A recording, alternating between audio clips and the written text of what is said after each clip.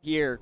It's a beautiful 57-degree afternoon here at Bob Stein Stadium and Lynn Cottrell Park, setting the stage for a packed-out day for baseball in Dahlonega. It's Game 2 between North Georgia and Lincoln Memorial in the opening series of the 2025 season.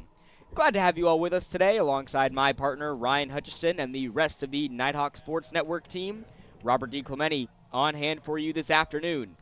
Last night, the Nighthawks couldn't have asked for a better way to kick off this season. A dominant 9-1 win over the Rail Splitters, where everything just seemed to be clicking for North Georgia. Most notably, on the mound, Ryan, Pierce Williams, only gotten to throw 33 innings the last 2 years, was stellar last night. No runs, no hits, 7 strikeouts in just 5 innings. So glad to have him back healthy for the first time in really 2 years. Yeah, he was absolutely dominant last night. Just was absolutely on fire. 5 innings, no runs, no hits, 7 strikeouts. Everything that Pierce Williams was throwing was working. Rail Splitters hitters didn't know what to do. Matter of fact, they didn't get their first hit of the game until the 9th inning. So if you can carbon copy what happened last night and paste it today, Nighthawks are going to be real happy. And on the opposite side, the Rail Splitters, like you mentioned, they've got a little bit of first game jitters to shake off. Couldn't get anything going, but like you said, till the 9th, that was when the game was already well decided. But they did spoil what could have been the first no-hitter from the Nighthawks since 2017, first combined no-hitter since at least 2011. So they're going to have to look to bounce back today and come away with their first win of the 2025 season. What do they have to do differently today after, they saw the Nighthawks just 16 hours ago trying to regroup here this afternoon? Well, I think that's going to be the important thing for them is you just got to flush it. It's baseball. It happens. Sometimes the bats just don't work. It's a new day. It's a new arm. You can do things completely different. And although they didn't get a lot of hits, they made some contact. Chris Hall at the top of the lineup was able to draw 2 walks. Obviously, Kowalski got himself a hit that broke up the no-hitter, and then they found a good gap with Sam Mast, who's not playing in this game, but we expect to see him later on. So I think it's just clear it and get out there and treat it as a new day for the Rail Splitters. And they're going to have plenty of opportunity to bounce back today. Lots of baseball on the docket here on the Nighthawk Sports Network. A doubleheader this afternoon with Game 3 of this series set to kick off around 5 p.m. this afternoon. So we've got an action-packed day here at the Steiner. Again, glad to have you all with us. Got a great crowd on hand this afternoon as well. Trying to follow up the crowd we had from last night, although I think it's a little more enticing coming out today compared to the weather we had last night. It's, night and day, both literally and figuratively. Literally. No, you couldn't ask for a better day than today. It's fantastic outside. We got a nice breeze, window open. We're ready for a good game. And here we go, Game 2 of this series. Kicking off a minute early. And the first pitch from the man on the mound getting the start for North Georgia, Matthew Hurd. Having to follow up a pretty big day from Pierce Williams. Hurd, a righty out of Loganville, Georgia. It's off to a pretty solid start here. And I'd say for Hurd, it's going to be much of the same. You don't have to go out there and do what Pierce Williams did. You got to play your game, pitch to your strengths. It's not every day you're going to see you go into the 9th inning with no hits. It's just not going to happen. So for Hurd, just get out there, throw strikes, command your pitches, stay ahead in the count. Just do all the things you know how to do, really. He's ahead in the count now, 1-2. Lineup for LMU, virtually the same as it was yesterday. Hall makes contact, but he fouls this one out of play, so the count's going to stay at 1-2. Hall did a really nice job yesterday of working the count. Even when he would get behind, he was never out of an at-bat until you actually got him out. And, of course, was able to work the 2 walks, had himself a stolen base yesterday. So he's a threat when he gets on. It'd be nice to get him out here. Yeah, he was really one of the only players to get on base early. Hits 1 and 2 left, and it's going to drop behind Arisborough at the wall. Hall making his way for 2, gets there standing up. And a very different performance here early on in this game from LMU. A good sight to see from Hall as they get the first hit of the afternoon early here in the top of the first. It's exactly what they wanted out of him at the top of the lineup. Got on base quite a bit yesterday, but here he's able to do a nice piece of hitting. Someone out to left field was able to get it over the head of Arisborough and got it in quickly, held him on second base. And now for Hurd, you just got to get back in there. Same thing, flush it and get to the next batter. The DH, Austin Epperson, now up to bat. Looking for a little bit of redemption today. Went 0 for 3 in the batter's box last night. Struck out 3 times. Yeah, it was not the day for Epperson yesterday. Managed to walk, but other than that, not much to write home about for him. So a chance here to redeem, and even if it's not a base hit, a chance to get the runner over to third base and do something positive. Real Splitters with a runner on second early. Throw to second. Gets it there, but Hall able to get back on the bag. That was a nice job by Jace Bowen of getting to that ball and not letting it fly into center field. You don't want to let that happen this early in the game.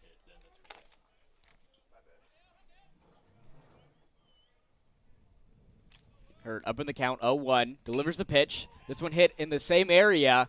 This one lands in front of Arisbro for him to make the grab for the first out here in the top of the first.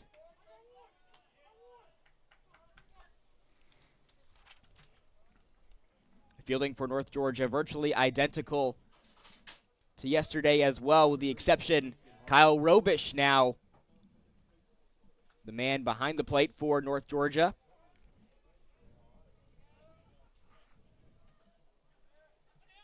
Brings up the shortstop, Harvey. This one's going to be in the dirt, and Hall's going to get to third easily. Now puts a runner in scoring position for LMU. You don't want to give those away, especially early in the game. Now runner on third, only one out.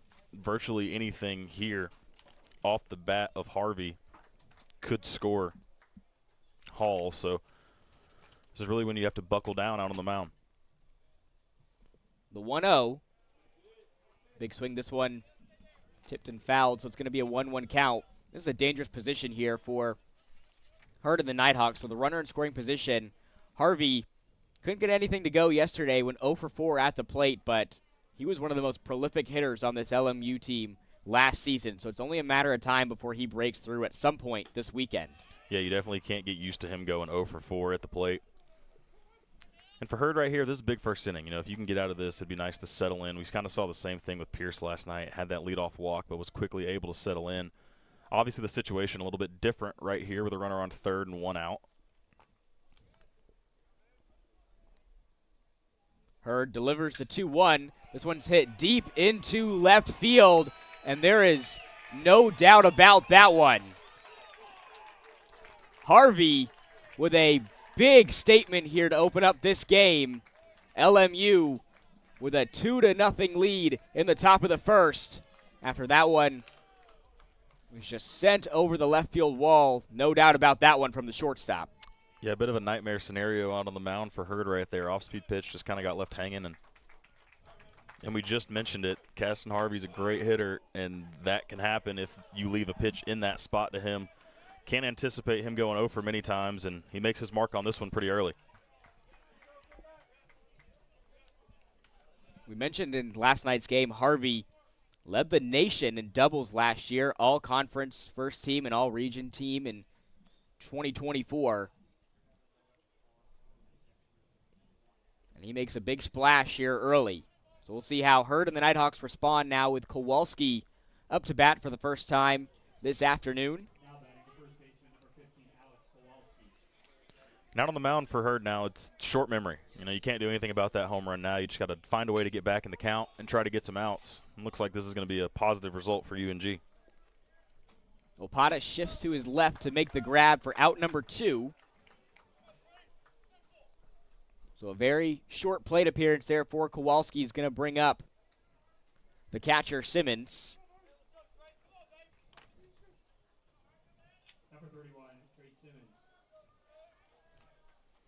Freshman catcher out of Hendersonville, Tennessee, attended Beach High School, getting his first start of the season here.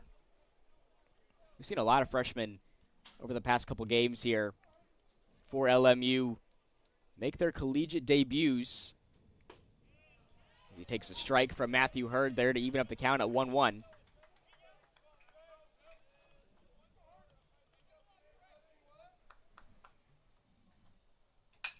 This one's going to be grounded to third. Throw to first. Gets it there on time to Ard for out number 3. LMU opens up this game with a 2-run bomb by Harvey. We'll see how the Nighthawks respond in the bottom of the first. Andrew Sopata going to lead things off when we come back. You're watching North Georgia Baseball on the Nighthawk Sports Network. At the heart of America's gold rush stands a beacon of leadership, tradition, and excellence. A university that has always led the way, forging an environment for broad-based academics, world-class athletics, and tomorrow's military leaders. The University of North Georgia. Learning and leadership, passion and preparation, transformation and tradition. We are the University of North Georgia. Back with you here on the Nighthawk Sports Network at Bob Stein Stadium for day 2 of our 4-game series between North Georgia and LMU, out-of-conference matchup between these two squads. And the Rail Splitters off to a terrific start, a 2-0 lead as we head into the bottom of the first inning. Andrew Sopata going to lead things off here for North Georgia. Lineup virtually identical to what we saw yesterday. Like we mentioned, the exception, Robish, now in at the 9 slot for North Georgia. So you got Opata, Bowen, and Ard, top 3. And then Frost, Trish, Arisboro, Skipper, Bowman. Like we mentioned, Robo in there in the 9 slot for the Nighthawks. And this top of the lineup for North Georgia, Opata, Bowen, and Ard really was doing some magic last night. Yeah, they were absolutely fantastic last night. Opata 3 for 5, Jace Bowen 4 for 4, Ard 2 for 5. Phil Ard had 4 RBIs. Bowen had himself an RBI. Drews had a double. I mean, they were doing everything you want the top of the lineup to do. They're the table setters, and they got the job done. So Andrew Sopata is a threatening hitter, especially for a freshman pitcher out here in Jack Santee. We don't have much on him. We don't know much about what he can do well, so we're going to find out here. And we were just talking about it. It's a real tough lineup to face in your first collegiate start. So we're going to see what he's got really quickly here. Santee, a freshman out of Siegel High School, and Murfreesboro, Tennessee, starting his first collegiate game here for Lincoln Memorial. Like you mentioned, a tough matchup here going up against the center fielder, Andrew Sopata, one of the best batters in the Peach Belt Conference. Preseason all-conference pick, Andrew Sopata. Welcome to college ball. And as long as he's in the PBC, you got to think he's almost a lock for that accolade every year. Just a 5-tool guy who does everything right. And he swings this one deep, hits it into center field, and that one is out of here. Andrew Sopata with a big answer here. First pitch sends this one out. North Georgia cuts this lead down to 2-1. How about that from Andrew Sopata? What'd I say? Welcome to college ball? Goodness. Got all of that one deep left center. And he does everything. He's got pop. He's got speed. He's got fielding. And you saw it on display right there. Got all of that one. My goodness. The first home run of the season for North Georgia belongs to the man with the big bat, Andrew Sopata. It brings up another big bat in Jace Bowen. If you look at his bat, still got smoke coming off of it from last night. He's 4 for 4 in his first game of the season. Yeah, 4 for 4. Got 4 singles with an RBI, and he had a walk in one of his other ABs, so he was just fantastic. He made everything happen last night, and we saw him square around a bunt quite a bit last night. Bowen is human. Grounds this one into the gap, and an easy out there for LMU. Didn't even get the chance to say that, Bowen, he had the luxury of having Opata on base pretty much every time he was up to bat yesterday. Didn't get that luxury today because Opata decided to send it. You think he goes into the dugout right now and says, man, come on. So bases are cleared for Philip Ard. Ard went 1 for 4 in his first game of the season. Takes a crack at that one. That was a good off-speed pitch right there. And nice job so far by Santee to settle back in, got the ground out. Now ahead 0-2 on Philip Ard. And that's hard to do after your first pitch you throw in your career finds its way to the top of the bricks out there in left center field.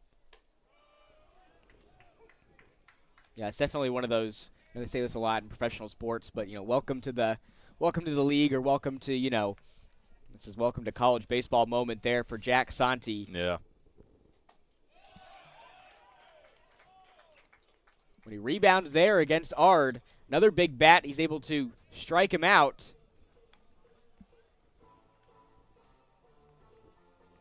And that was another good off-speed pitch. You knew that Phil was going to be aggressive there. It looked like he was looking fastball on both of those and just couldn't hold back on a good off-speed pitch. So that's going to bring up the third baseman, Riley Frost. Went 1 for 4 yesterday.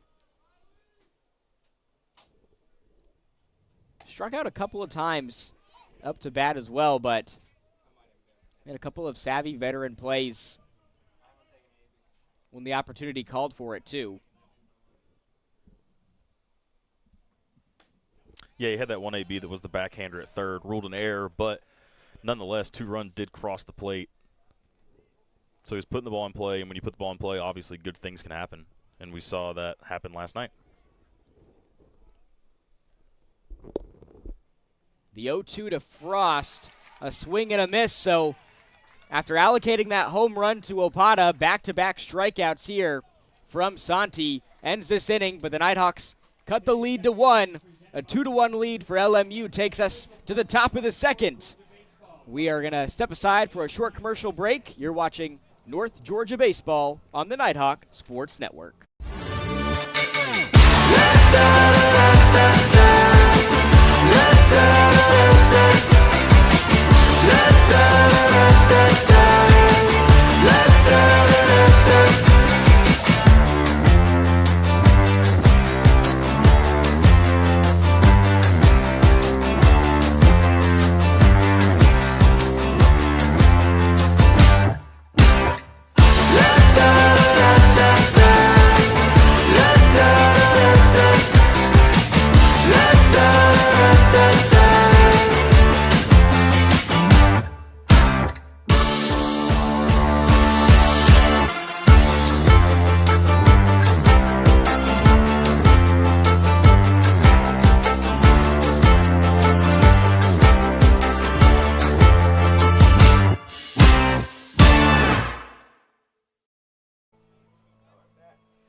Back with you here at Bob Stein Stadium, where we have fireworks early here in this one.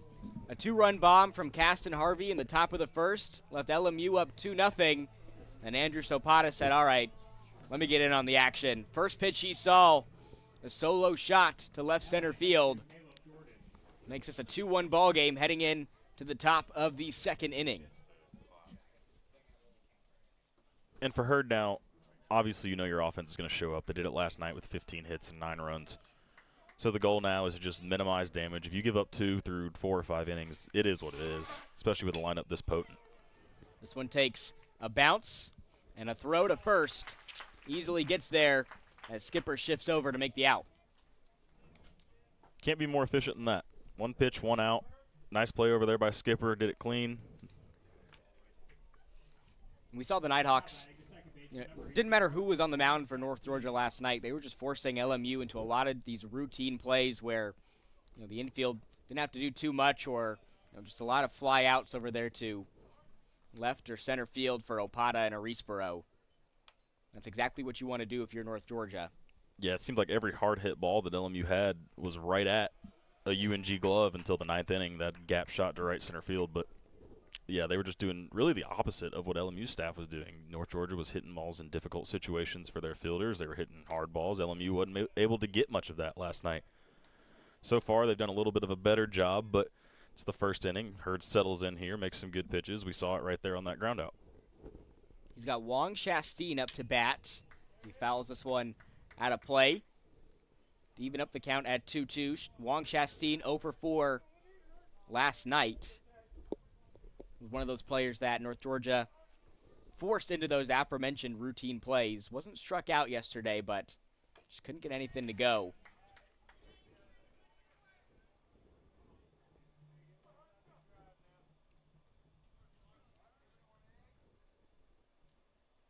And Hurd definitely, all it took was just getting out of that first inning, but he looks a little more comfortable out there on the mound for North Georgia. Delivers the 2-2.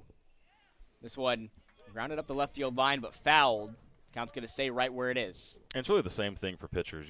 They're trying to settle in just like the hitters are. It's their first time out too. So for Hurd, being able, if he can get out of this inning quickly, that'd be real great for his confidence. And we touched on it quite a bit last night. You know, there's still basically 3 baseball games left to play. So you want to keep that arm fresh. You want to minimize your pitch count, especially early in these games. The less you can use your bullpen in game 1 here and later on in game 2, the better setup you're going to be for tomorrow. Yeah, it's not often that you see these 4-game series to kick off the year as Hurd gets a strikeout for 2 outs now in the inning. But it's not often that you see, you know, these 4-game series, especially early on in the year. This, you know, being an out-of-conference matchup, I think both of these teams just kind of wanting to see what they have, you know, deeper into their dugouts here. See, you know, maybe a handful of different players from both squads get some run this weekend. And that's when it really helps for Coach Cantrell is he has a really deep bullpen. He has a lot of guys he trusts to go out there and get outs. Obviously, his goal here for Hurd is to go 4 or 5 innings and give up, at this point, only 2 runs. And he's having a really nice inning so far.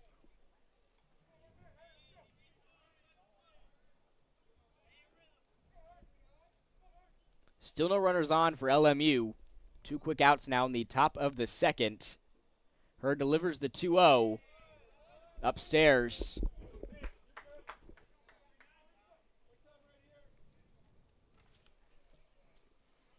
Dugan yesterday was another one of those guys, 0 for 3, had a strikeout. Wasn't able to do much of anything against the UNG pitching staff. He doesn't have to do too much on that at-bat. As he watches 4 straight balls go past him there, so puts a runner on first. Now for the center fielder, Fernandez.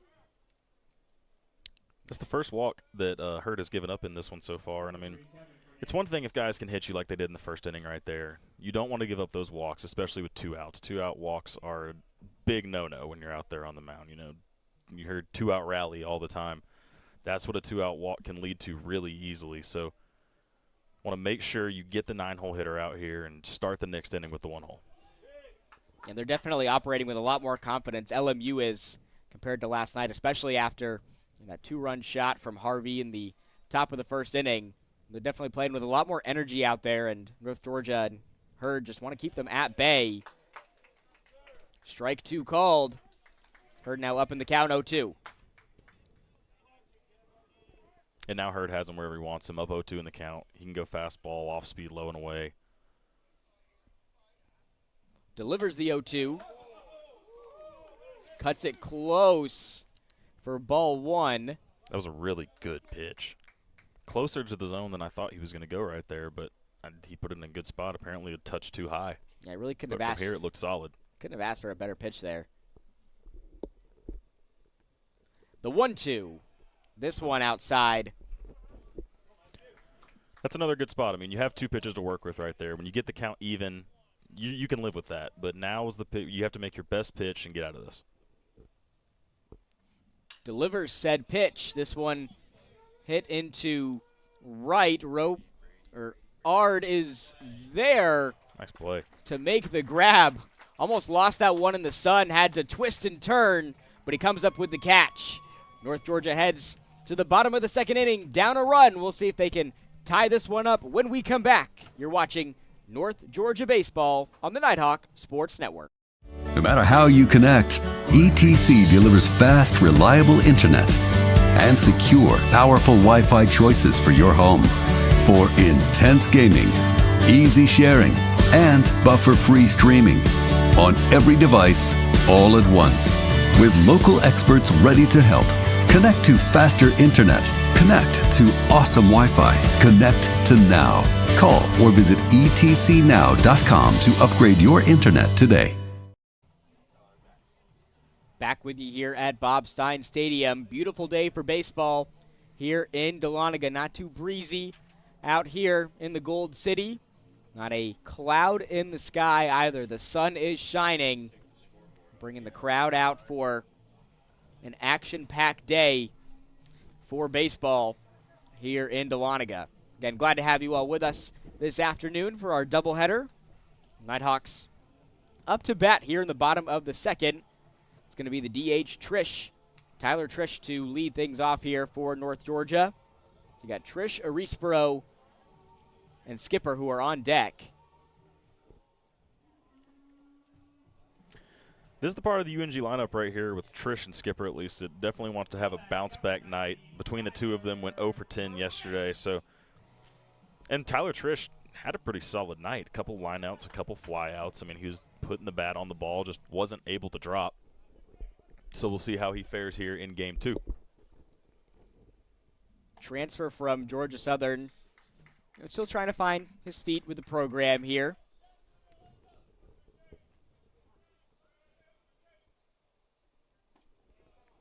Couple different things to shake off, like we mentioned. There's always those first game jitters when you come back where you're just trying to shake the rust off a little bit. And then, of course, your first game with a different program, trying to make some adjustments as he fouls this one out of play. LMU not going to be able to come up with one there. I think an interesting story as we watch UNG go through their lineup this first time is Jack Santee out on the mound isn't really bringing a ton of speed with his pitches. So this first time through, they're going to see a little less velocity than they're used to. Second time through, they'll probably have that gauge down a little bit more. Of course, we're still only halfway through the lineup. The bottom could figure it out really quickly, but that's just an interesting little tidbit to watch. About 80 miles an hour on that fastball. So delivers the 3-1, a big swing from Trish, but a miss is going to make this count run full. And that one coming in at sub 70, 68.9 miles per hour. But he got Trish swinging. Payoff pitch. This one's hit into shallow right. And it's going to be caught for out number 1 in this inning by Duggan. And as a hitter, that pitch is coming in at 80 miles an hour, and your eyes just get so big. You want to swing at it early. You have to sit back, let it get to the plate, try to drive it center field, right center field. If you're out front on that, you're going to be way early. You're going to look uncomfortable. And then when he drops that off-speed pitch in at 67, 68, there's just no chance. And you saw it on that 3-1 out of Trish. Nice-looking pitch there to Arisborough to go up in the count 0-1. Working quickly here to deliver the second. This one outside, though, to even up the count. Arisborough probably had the most success out of anybody towards the middle of the lineup last night for North Georgia. Went 2 for 4 at the plate, drew a walk as well.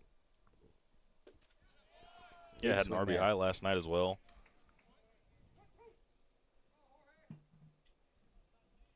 And we talked about it, veteran of the program, a leader on this team. Someone these guys look to for a spark. So he fouls this one out of play. He's another player trying to, sort of find his footing. Didn't look like he wasn't super rusty last night, but we mentioned during last night's game, missed the last 19 games of the season. Was out with an injury, so kept him sidelined for a good chunk of the year. He fouls this one. And that's another thing you're doing against these slower speeds is you're trying to sit back and foul that off. At 67, you can figure out really quick that you're not going to get good contact on it, but if you can just foul it off and live to fight another pitch. Hits this one into the gap in left center field. Couple of rail splitters shift over, but it will be Hall to make the grab for out 2.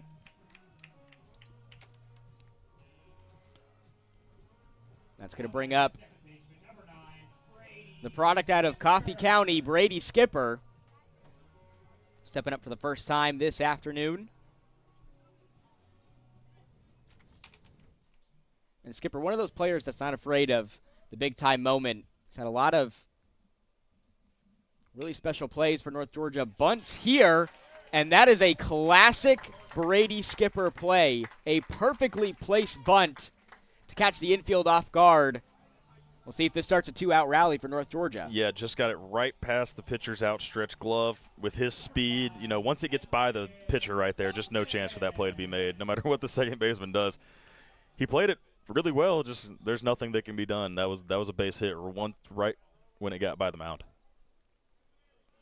Skipper, for the last 2 seasons, he's been one of the leaders in the Peach Belt Conference in sack bunts. Didn't have to sacrifice anything there, though. Was able to get on first rather easily.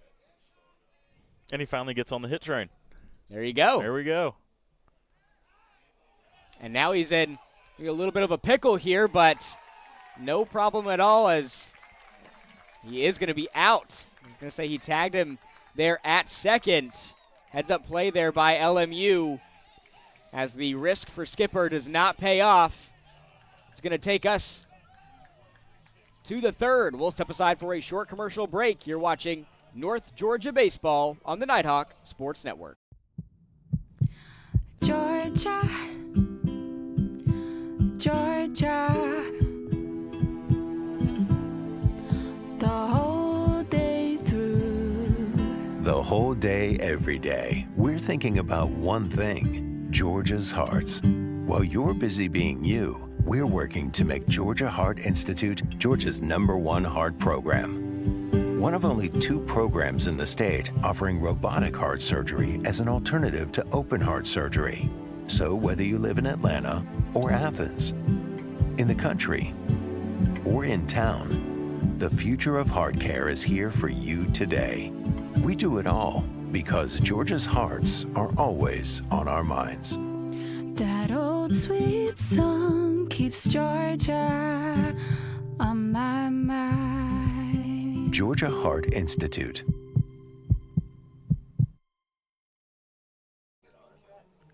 Back with you here on the Nighthawk Sports Network. Top of the third inning. LMU still leads this one 2-1 over North Georgia. Both teams quiet in the second after a couple of home runs from some prolific batters in the first inning. Both teams scoreless in the second. And now into the top of the third, LMU flips the batting order over to Hall. Was able to get on base. His first at-bat. Had a hit. He's been most consistent player at getting on base this whole weekend for LMU. Big swing, but a miss. It's going to make it an 0-1 count. That pitch from Matthew Hurd coming in at almost 83.5 miles per hour. And the bat, watch out, flies out of Hall's hand and may have picked up that ding on the crowd mic we have here. These aren't leadoff hitter swings we're seeing out of Hall right here. These are some hacks he's taken, and why not? He did a real nice job that first AB, let the ball travel, hit it over the head of Arisborough out in left field. So down 0-2 now, got to change that approach a little bit. Know he's a fast guy, know he can make contact. The 0-2 to Hurd, or from Hurd, is upstairs for ball 1. And he's really like the evolution of the leadoff hitter. I mean, we see guys now in the MLB that hit 40 home runs a season at that position. Grounds this one to Skipper. Throw to Ard at first. Well on time for the routine play for out number 1. That was a big at-bat right there for Matthew Hurd. You know, that guy obviously hurt you his first time up to start off the game. So to get him out, keep him off base. I mean, you saw how quick he got down the first baseline right there. That allows you to settle in now, work on this second hitter. Yep, already been through the lineup once, so he's got a feeling of what to expect here as Epperson delivers a big swing, but misses. DH now down 0-1 in the count. That was a really good pitch, outer edge of the plate. Or delivers one left for ball 1. Try to go out there again. That one just ran a bit too far. And you saw Epperson on that first swing. He was pulling off towards the first baseline. He was really trying to pull that baseball. So that's when you can pull the string like that really effectively. A nice-looking pitch there from Hurd. Cuts it inside at 77 miles per hour. Now back up in the count. 1-2. And delivers. Strike 3 called. Matthew Hurd dealing a little bit here in this inning. Now his second strikeout of the afternoon. Now an out away from bringing his batters back up. Got to get through Harvey, though. Another big at-bat here. A matchup for Hurd. But right into the glove there of Jace Bowen, forcing Harvey into a routine play. Nighthawks come out of the inning without letting LMU on the board. We'll see if they can get the scoring back up when we come back. You're watching North Georgia Baseball on the Nighthawk Sports Network. I pledge. I am an NCAA student athlete. And I pledge to be a champion of unity on my team, on my campus, and in my community. I pledge to embrace differences and strive for inclusion and collaboration. I pledge to stand against racism, hate, and discrimination. I pledge to strive for love, care, and forgiveness. I pledge to stand against silence, deceit, and obscurity. I pledge to strive for dialogue, truth, and understanding. I pledge to stand against fear and doubt. I pledge to strive for trust and belief in one another. I pledge to stand against complacency and stagnancy. I pledge to strive for change and growth. I commit to supporting my fellow student athletes in all circumstances that impact them. I commit to both choosing unity personally and encouraging it for all. I pledge these things because we are stronger together. United as one.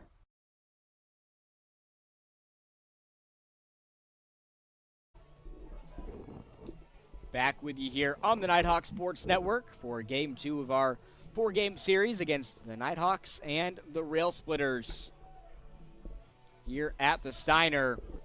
Beautiful inning there from Matthew Hurd, leaves LMU off the scoreboard in the top of the third inning.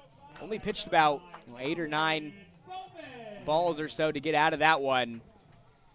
Now we'll see how the Nighthawks respond with Edwin Bowman up to bat for the first time this afternoon. Bowman had a really nice day at the plate yesterday, 2 for 5, had that screamer into the right center field gap.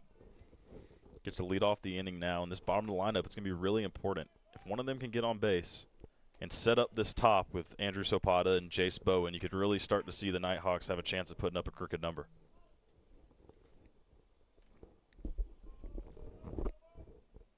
Counts evened up at 1-1 as Bowman slams this one into left. Over there in the shade, it is going to be caught by Hall for out number 1. Bowman definitely got a piece of that one, just couldn't get it to float out there. Definitely conditions obviously different tonight or today I should say, with the sun out, and could say that that ball last night could have had a different result just because of the weather that we had. That's going to bring Kyle Robish up to bat for the first time here this season, as he takes a ball there. Robish last year, 274 hitter. So pretty consistent. I mean, for a catcher, that's a pretty good average to have, I mean, anything over 250 at that position. I mean, they obviously don't get in the batting cages as much as the rest of these players. They're catching bullpens. They have other obligations more than getting in the cages. So for him to put together a 274 line is really impressive. A sophomore from Kennesaw, Georgia, North Cobb High School. And a really nice freshman campaign. 34 hits in his 39 appearances. Takes the 2-1. Outside for ball 3. We mentioned this yesterday, but a lot of his impact extends to what he did in the infield last year. Played a lot of baseball over there at third. And Jace Bowen went down with an injury.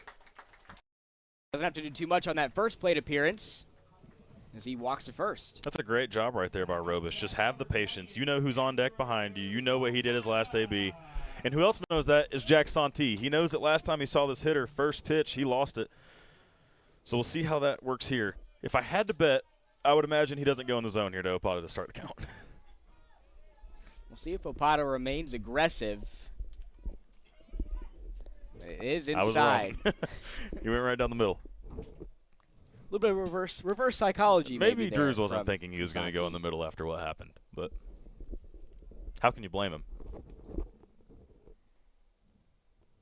The 0-1, this one belted into center field as Fernandez shifts over for out number 2.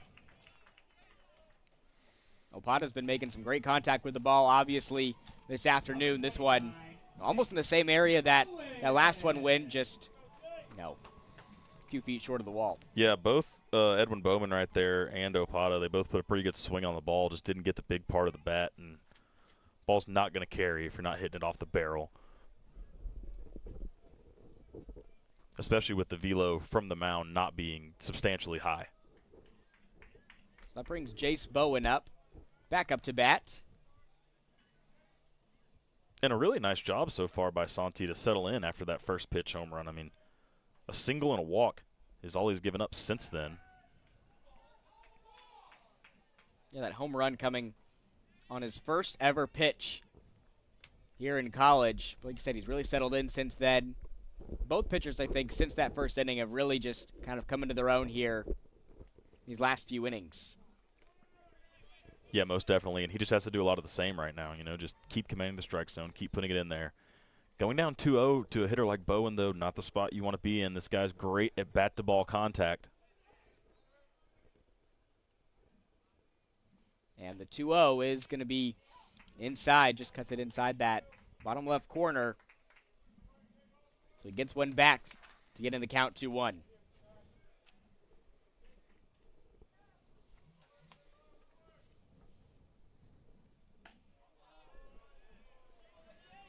This one outside for a 3-1 count.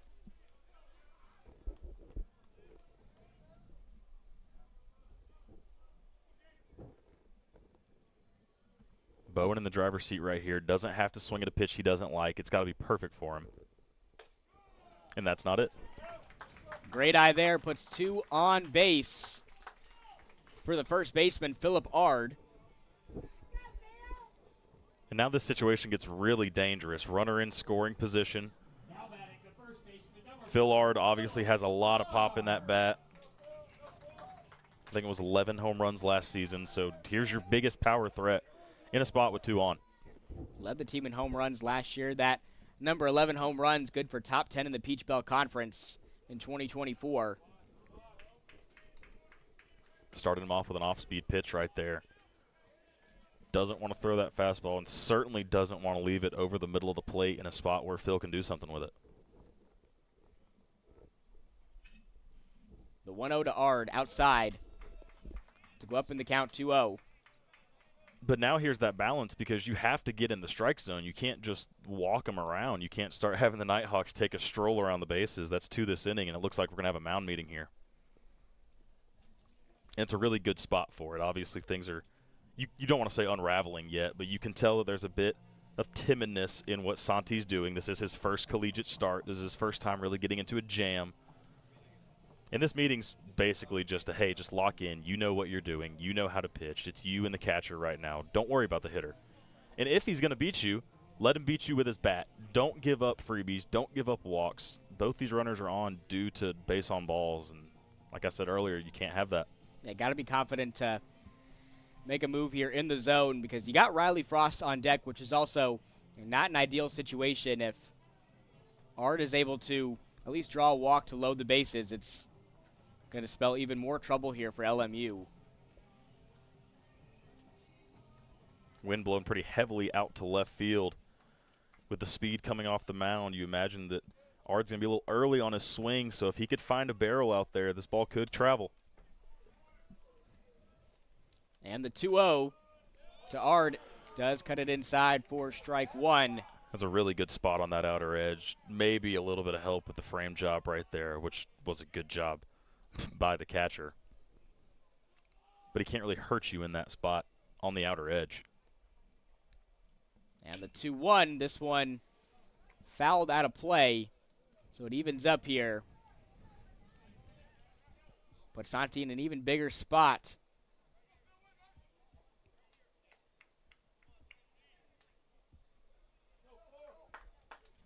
And we touched on it last night. It doesn't matter the count to Ard right now. He's going to swing how he knows to swing no matter how many strikes he has on him. So I still expect an aggressive swing here. And the 2-2, an aggressive swing that is, but right to the glove of Harvey for out number 3. Santi able to get out of a little bit of a jam there. Keeps the score at 2-1 as we head to inning number 4 here at the Steiner. We'll step aside for another break. You're watching North Georgia Baseball on the Nighthawk Sports Network.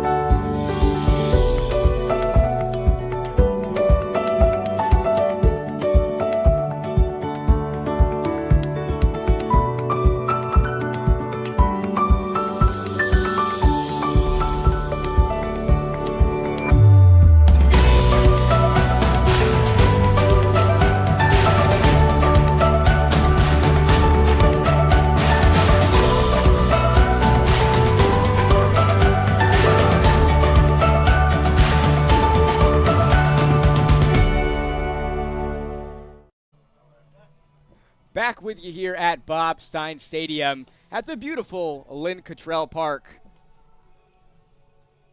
Nestled right in between the UNG soccer field and Haynes and Carolyn Hill Stadium over to our right.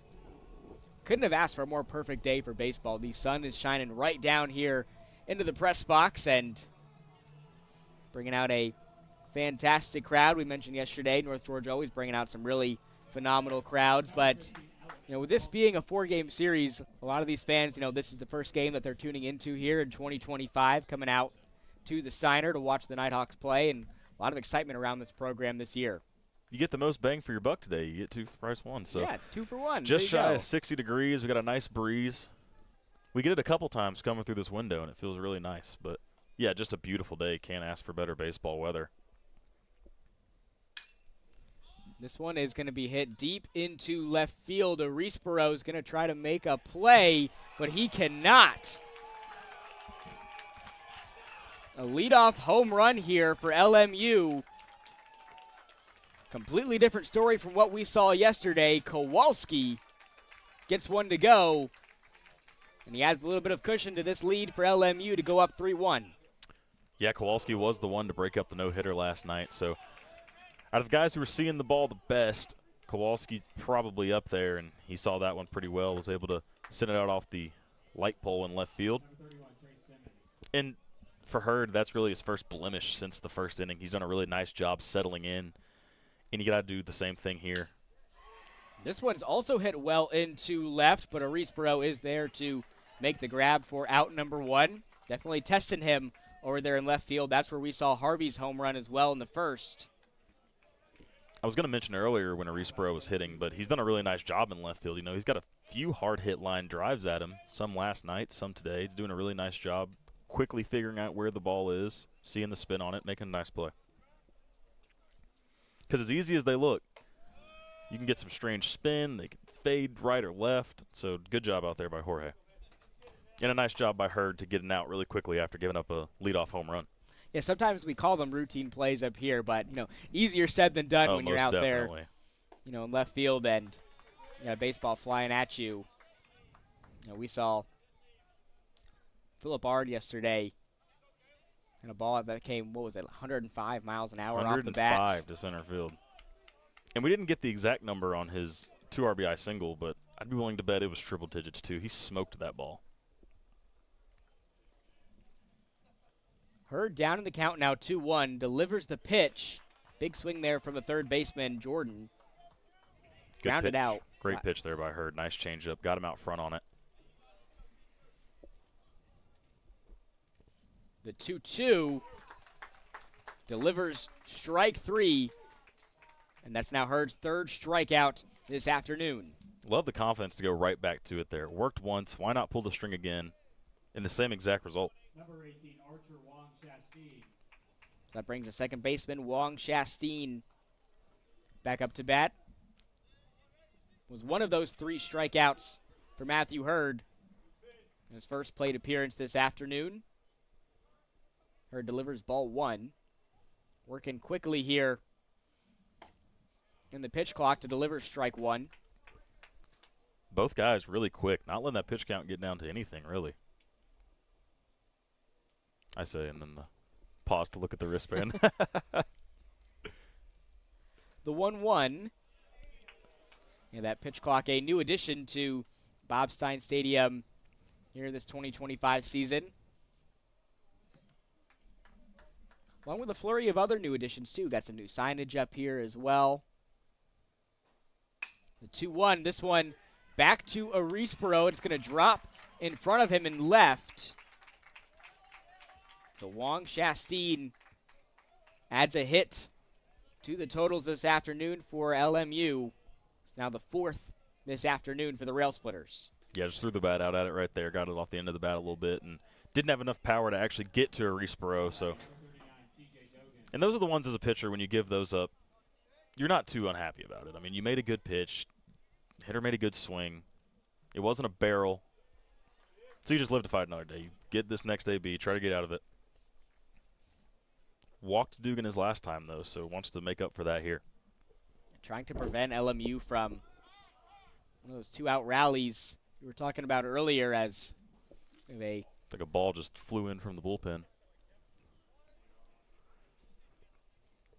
Baseball come out, so just a quick stoppage of time here.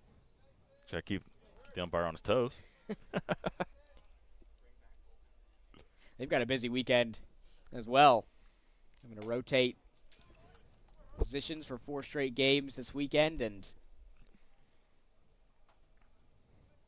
like I said, just keeping them in Just check. keeping them on their toes, man. Gotta be paying attention at all times. You know, it's 147, but just making sure he's up. You know. Yeah, we're good. Got us a cup of coffee this morning.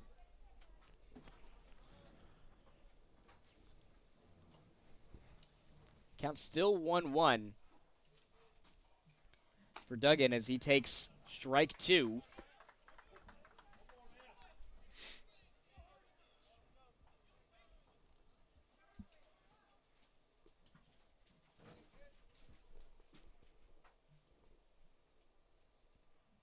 And the 1-2 outside evens up the count. 2s across the board. 2 balls, 2 strikes, and 2 outs as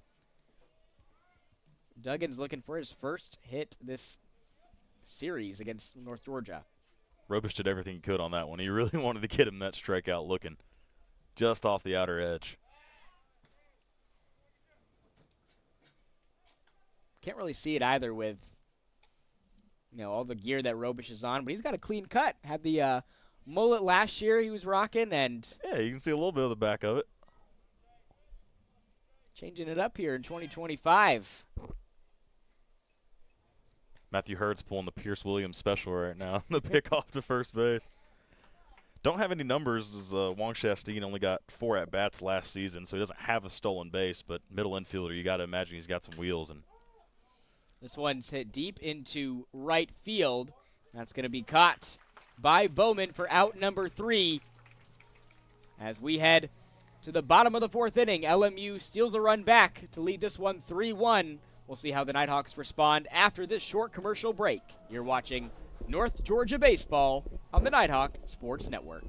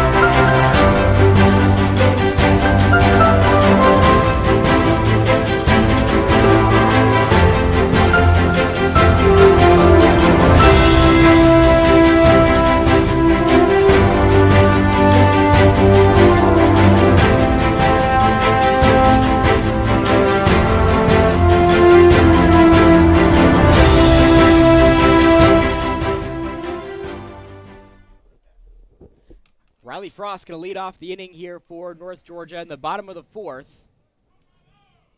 Takes a first pitch ball there from Santi to get things going in the bottom of the 4th inning. You got Trish and Arispero on deck. As the umps called this one ball 2. So far, second time through the lineup. Decently deep fly out to center field for Opada. And then you had a walk by Bowen and then a hard line out for Phillip Ard. So like I said, it'll be interesting to see the second time how they've gauged up this slower speed a little bit. Santi's done a really nice job so far of keeping him off balance with it and switching up his speeds. I mean, still a 12-mile-per-hour difference in his fastball and off-speed stuff. But he has had a little bit of trouble with his command lately. kept North Georgia scoreless the past 2 innings. But this is around the same time that we saw last night, where North Georgia really started to take control of this game towards the middle part of this game. We saw it between about innings 4 and 7 last night, where North Georgia really started to pull away. They've got some work to do now, but it makes things a little bit easier with Riley Frost now on first after drawing the walk, and draws up Trish. Trish looking for his first hit of the season right here. Be a nice time for it. Get some guys in scoring position.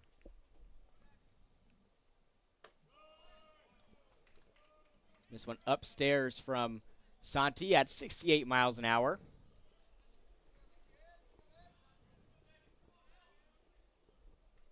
Dangerous place for that pitch to be. If it's a couple inches lower, it's right in the sweet spot for Trish. Sub 70.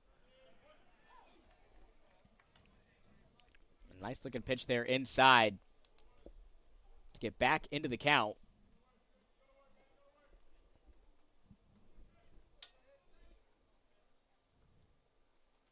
Delivers the 1-1.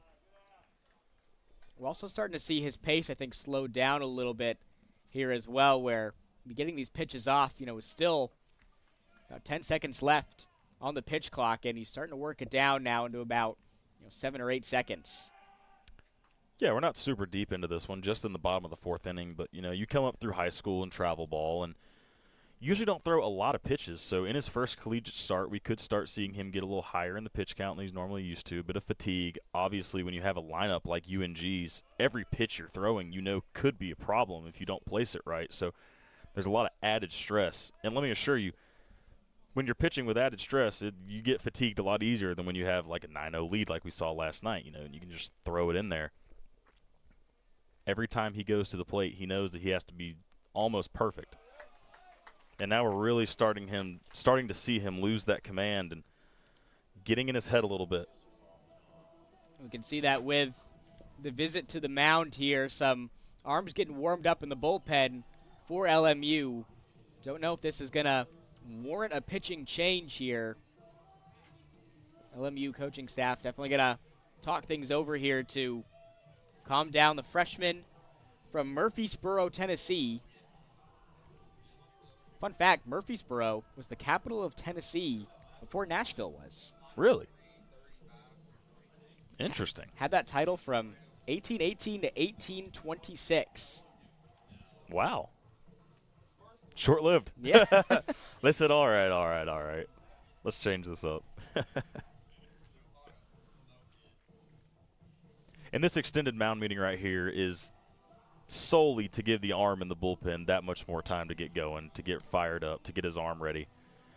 With 2 back-to-back walks to open up the inning, the LMU staff knows that the wheels could fall off really quickly here.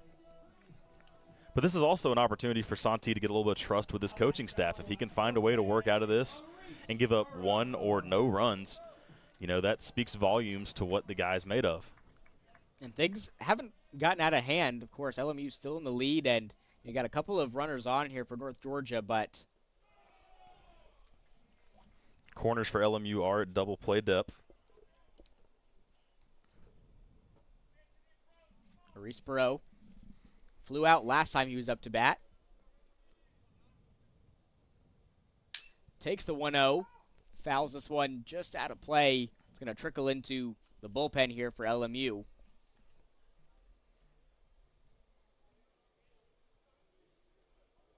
We had a ball come from the bullpen to the plate. Now we had a plate go from the ball go from the plate to the bullpen. Yeah, you take one and you give one, Yeah.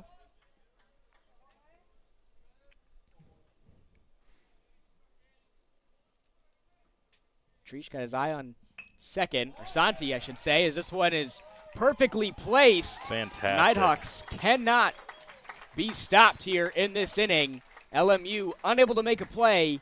Bases are loaded, and here comes Brady Skipper. Just demoralizing there for Santi. I mean, you give up the bunt single. Bases are loaded, nobody out. It's a tough place to be, but you really got to lock in and make your pitches here. You obviously will take 2 outs for 1 run with a 2-run lead. But now you're going to see what he's made of. Big spot here in the bottom of the 4th. Yeah, biggest spot probably early on in this game, as this one is belted into left field and caught. That sac fly there from Brady Skipper is going to score a run as Frost makes it home.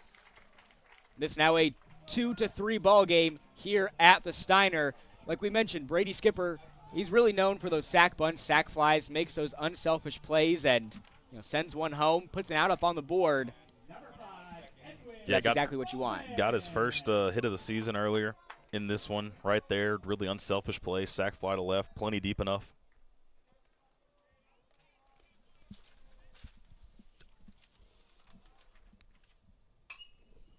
As this one had an awkward spin come off of it into shallow center. It is caught for out number 2, but another sac fly ties this game up.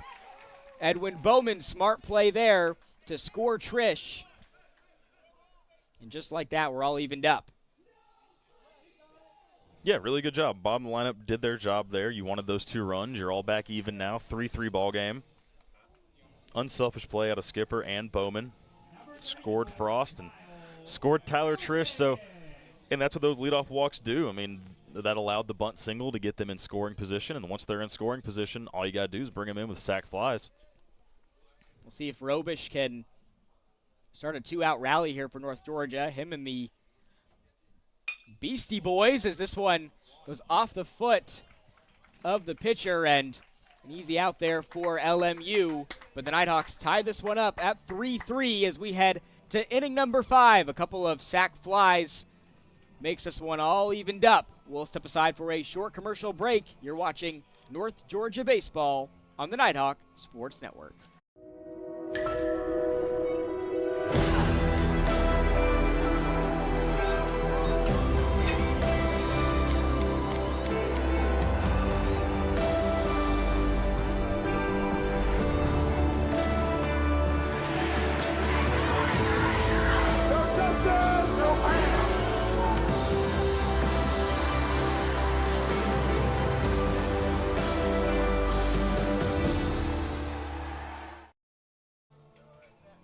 Back with you here on the Nighthawk Sports Network. Top of the 5th inning. Got a tie ball game here at the Steiner. 3-3 between LMU and North Georgia.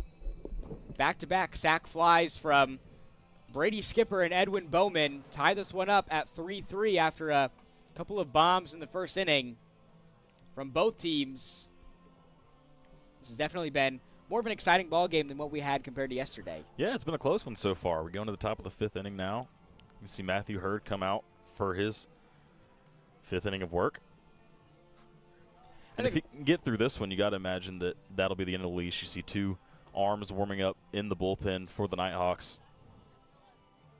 He's been really good so far. I mean, obviously the 2-run home run, less than ideal. The solo shot, not what you wanted. But between those, he's done a nice job of really not giving up many free opportunities to get on base to the Rail Splitters.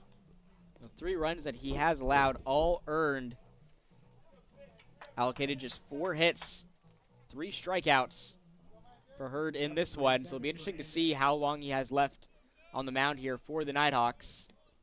Another thing to note is we're at Fernandez, 9-hole hitter, so he's going to get back to the top of the lineup. And the 3rd time through is usually when you start to see hitters really lock in on a pitcher. Not sure if they'll make that move instantly once he gets through the 9-hole, but the 1-0 from Hurd outside for ball 2. We didn't see any in-inning pitching changes for Coach Cantrell yesterday. They all came in between innings. As this one is belted into left. A Rispero there in the shade, and this one is going to go out of here. Another home run for the Rail Splitters, this time courtesy of Fernandez. It has been a home run barrage here for the Rail Splitters as they retake the lead.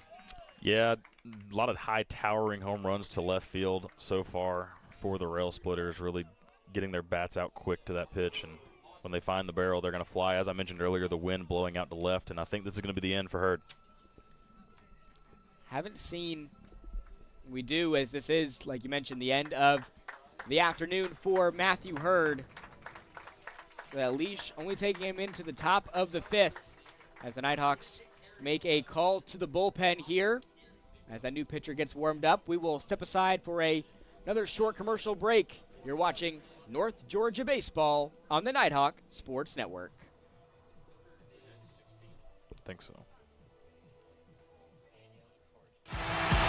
The road to national championships runs through NCAA.com. And whether you follow one college team or all of them, it's never been easier to get the content you want with NCAA.com, the home of college sports.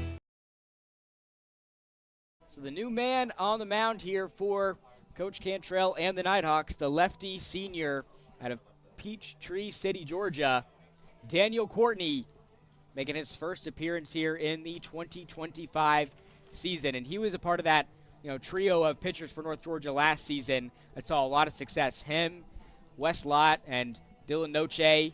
He was one of the most reliable pitchers for Coach Cantrell out of his bullpen in 2024. Yeah, really good stat line for Courtney. Pitched almost 70 innings, a 6-2 record, had a 4.52 ERA. So he's a reliable guy. 58 strikeouts, knows how that swing and miss pitch works for him really well. So in a spot where LMU's been pretty good at getting the bat on the ball, I think this is a move by Coach Cantrell to get an arm he knows is hard to hit.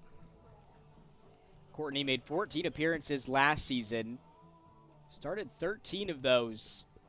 4.47 career ERA for the senior out of Stars Mill High School.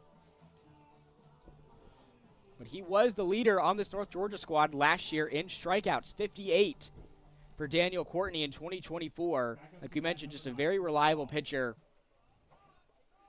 for Coach Cantrell. And, we saw him, like we mentioned, started a lot of games last year, was, kind of switching off with Wes Lott and Dylan Noche as that Friday starter. A lot of those PBC matchups last year. So could expect to see him start a lot of games this year as well, next to Pierce Williams. And coming in here in the top of the fifth inning, you got to think he's going to want to be – they want him to work a couple innings, maybe 2. I wouldn't think they'd go many more than that, considering it's only game 2 of the season and you still obviously have a couple games left. So we'll see. There still are some arms warming in the UNG bullpen, so maybe a little shorter than that, but we'll see. This one hit right back to Courtney. Throws to Ard at first as he works his first matchup into a routine play. Nice job by Daniel Courtney getting off the mound there. Touched on it last night. Pitchers are athletes, Rob. They really are. And obviously the UNG pitchers are really athletes. Yeah, That's a hard hitter to get out on that play. He's running down the line quick. Yeah, batting order flips over to Hall as he's able to get him out. Like you mentioned, that was a matchup that we were going to have to look for. That was going to be difficult for Hurd, and now Courtney, fresh out of the bullpen, takes care of the leadoff batter for LMU rather easily there. Strike 2 called against Epperson.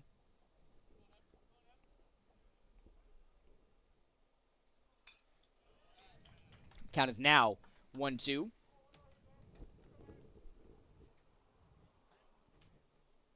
Daniel Courtney's delivery reminds me so much of Tim Lincecum. He has the most Tim Lincecum-esque delivery I've seen. And that's hard. He's turning. That ball's hidden. The hitters aren't picking up that ball until it's coming at them.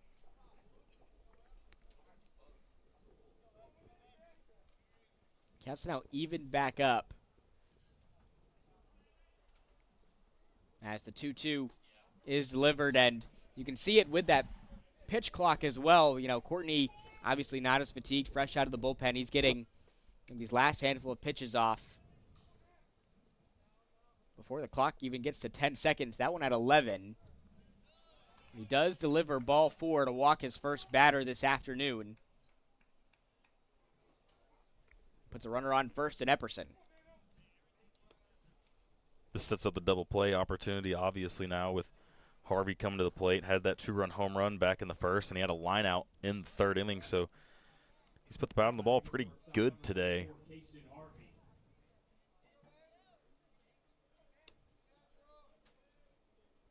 Nighthawks defense shaded pretty aggressively to the left. This one goes center. Chance for the double play, and they do.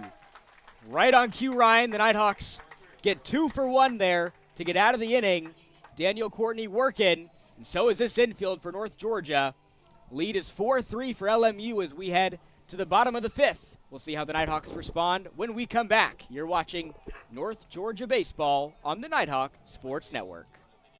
At the heart of America's gold rush stands a beacon of leadership, tradition, and excellence. A university that has always led the way, forging an environment for broad-based academics, world-class athletics, and tomorrow's military leaders. The University of North Georgia. Learning and leadership, passion and preparation, transformation and tradition. We are the University of North Georgia. Back with you here on the Nighthawk Sports Network. Bottom of the 5th inning. Nighthawks made a pitching change, and so do the Rail Splitters heading into this frame. Now on the mound for LMU, the 6'5 freshman out of Boyd Buchanan High School, Cooper Jones. A couple of freshmen here making their debuts for Lincoln Memorial this afternoon. As we just saw, Santi, his afternoon is now over. It brings out another freshman, pretty tall one at that, and Cooper Jones trying to keep North Georgia at bay here for at least the next couple innings. Yeah, and I think LMU's got to be pretty happy with what they got out of Santi right there. Obviously not going to be eligible for the win, only going 4 innings, but he does leave with the lead. He turns it over to the bullpen with a 1-run lead, and aside from the Andrew Zapata leadoff home run, he did a good job. Lost his control there towards the end a little bit, and it bit him. Those walks turned into sacrifice flies and runs for the Nighthawks, but his offense has had his back. He wasn't really unraveling at any moment, so I think they got to be happy. The problem now for North Georgia is you got a much different arm. This guy's 6'5", a lot different arm angle. He's going to bring it over the top. He's going to be harder to hit. And the velo is going to go up a little bit here from what they've been used to seeing. That could, however, be an advantage to North Georgia. This is more in the ballpark of what they're used to seeing, so we'll see how that works out. He's got a big matchup here with Andrew Zapata leading off the batting order here for North Georgia as batting order flips over. Zapata 1 for 2 today, but had one hit, a big one. First pitch he saw, sent it over the center field wall to give North Georgia their first runs of the game. Takes ball 1 there from Jones. Another thing with these LMU pitchers is they're throwing a lot of freshmen out there, so you don't have necessarily a great idea of what they're going to throw at you, too. And in North Georgia, they don't play Lincoln Memorial very often. This is just the 4th time that they've played them in program history. Yeah, unfamiliar in general. But when you get a freshman arm out there, really don't have much. Zapata slams this one over to the short, but the throw to first is there on time. Harvey gets it to Kowalski for the first out. Nice start from Cooper Jones right there. Got a nice ground out, dangerous hitter. Want to keep him off base. That's exactly what they were looking for out of the bullpen. Not a lot of pitches, too. I believe only 3 pitches thrown in that at-bat. So that brings Jace Bowen back up to bat here for the Nighthawks. He reached base on a walk last time he was up to bat. Grounded out his first plate appearance this afternoon. Takes a strike there from Jones.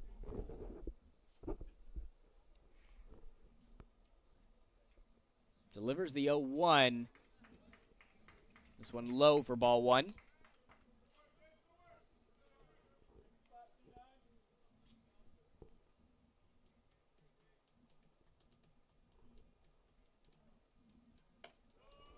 Again, outside for ball 2.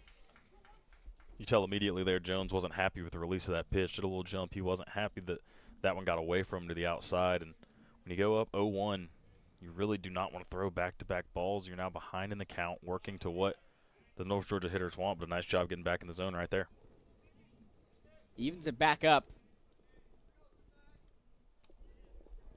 against one of the most prolific batters in the PBC. 2 tough matchups here for Jones to start this one out as Bowen fouls this one out of play.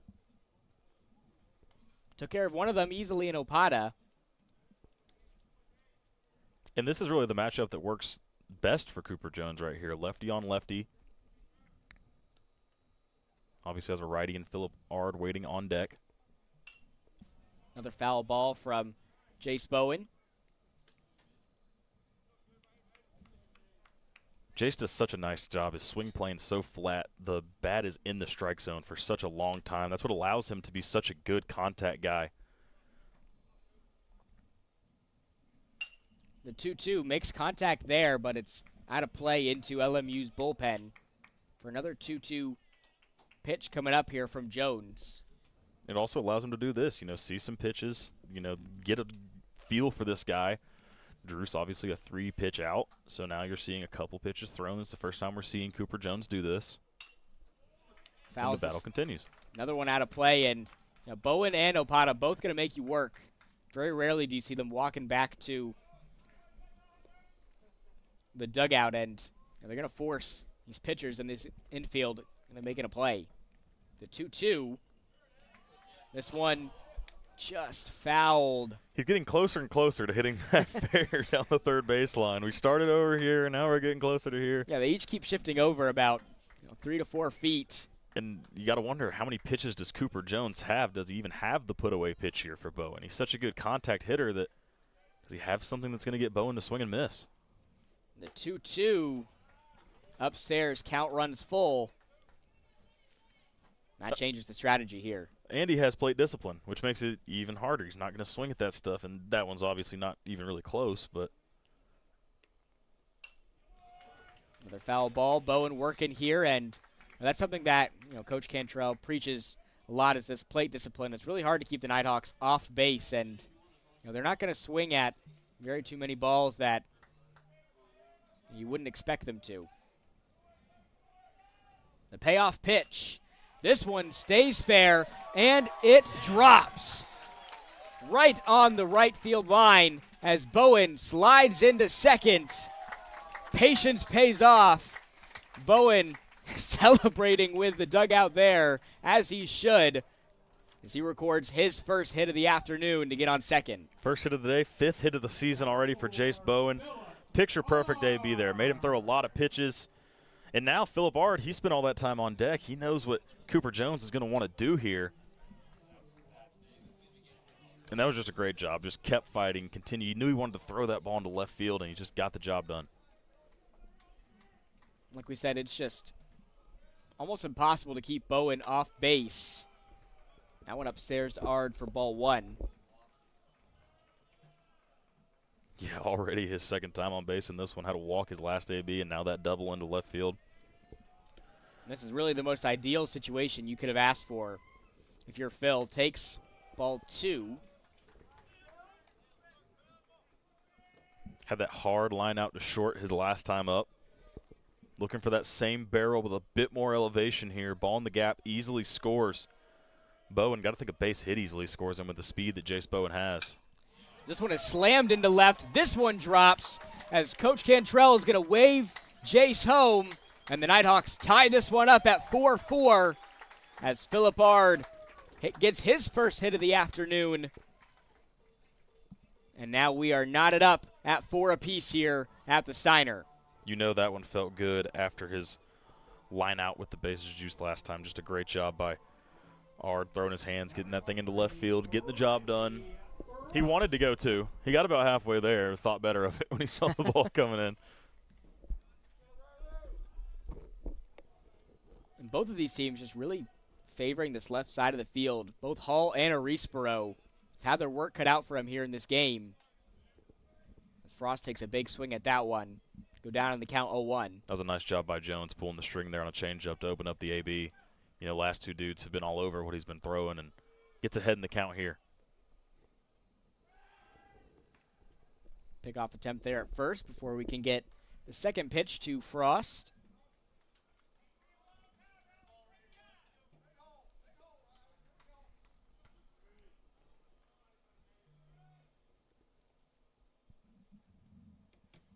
The veteran waiting for the pitch, takes the 0-1 inside for strike 1.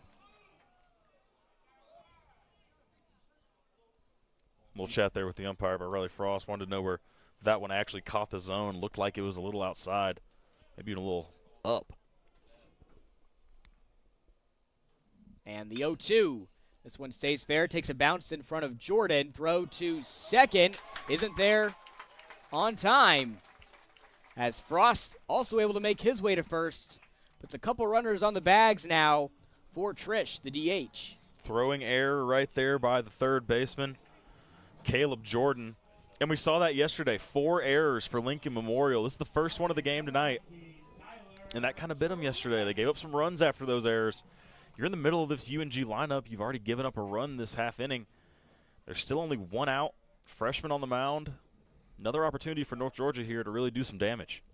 And it's been surprising to see the handful of errors that LMU has made over the course of this weekend so far. They were the best fielding team in the SAC conference last year. Mistakes were far and few between for the Rail Splitters in 2024, but the Nighthawks have forced them into quite a few here over these first 2 games. This one's going to be hit into right and caught by Duggan for out number 2. A couple of players there in the area. Sun is definitely shining down on the field here, so it's going to be a little bit more difficult to keep track of those balls over there in right. Yeah, it was a long run for Dugan to get to that ball. Nice job to stay composed, get under it.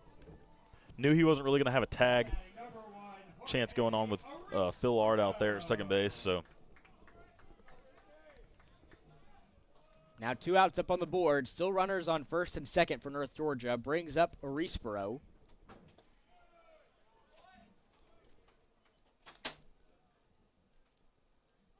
Left fielder 1 for 2 today.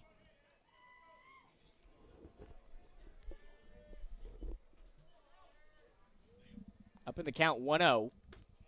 Takes a big hack at that one, but misses to even up the count. It looks like that changeup is really Cooper Jones' most effective pitch on the mound. He's getting the Nighthawk hitters to be early on it, just out front and swinging over the top of it.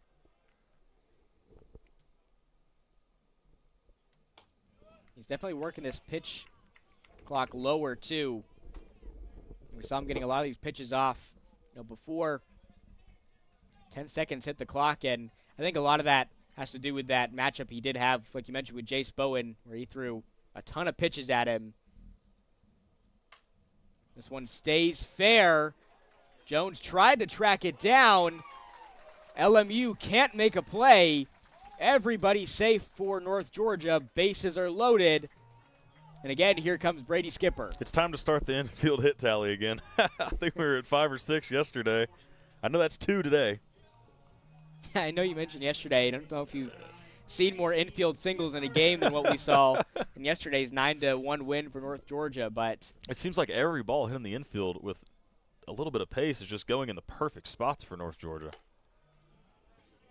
Right past the pitcher's mound, and by the time the fielders get to it, there's just nothing you can do. Yeah, a lot of these balls taking the perfect bounce for North Georgia. We saw a lot of really great bunts yesterday, especially from Jace Bowen. The 1-0, this one is belted into shallow center field, and it is going to be caught by Fernandez for out number 3. And so LMU able to get out of a bases-loaded jam there. Score is all evened up at 4-4 as we head to inning number 6 here at the Steiner. You're watching North Georgia Baseball on the Nighthawk Sports Network. No matter how you connect, ETC delivers fast, reliable internet and secure, powerful Wi-Fi choices for your home. For intense gaming, easy sharing, and buffer-free streaming on every device, all at once. With local experts ready to help. Connect to faster internet. Connect to awesome Wi-Fi. Connect to now. Call or visit etcnow.com to upgrade your internet today. Back with you here on the Nighthawk Sports Network. Nighthawks have Daniel Courtney still on the mound here for Coach Cantrell as he gets a couple of warm-up pitches in here to start the 6th inning. All knotted up at 4-4 in Game 2 of this 4-game series out-of-conference matchup between the Nighthawks and the Rail Splitters. Plenty of baseball still to come your way here on the NSN. Game 2 of our doubleheader today. First pitch set for 5 p.m. right back here at Bob Stein Stadium. Obviously right here you'd love to see Daniel Courtney come out and put up a 0. It feels like in this game North Georgia's offense has kind of had to chase LMU a lot of the time. I mean, they made it even at 3, and then LMU obviously had that 1 run come back on the solo home run by Fernandez, and then UNG just got their 1 back in the bottom half of the 5th. So big swing and a miss there from Kowalski. You got Kowalski, Simmons, and Jordan due up here in the top of the 6th inning. This one's going to be fouled out of play. Now Kowalski down quickly in the count, 0-2.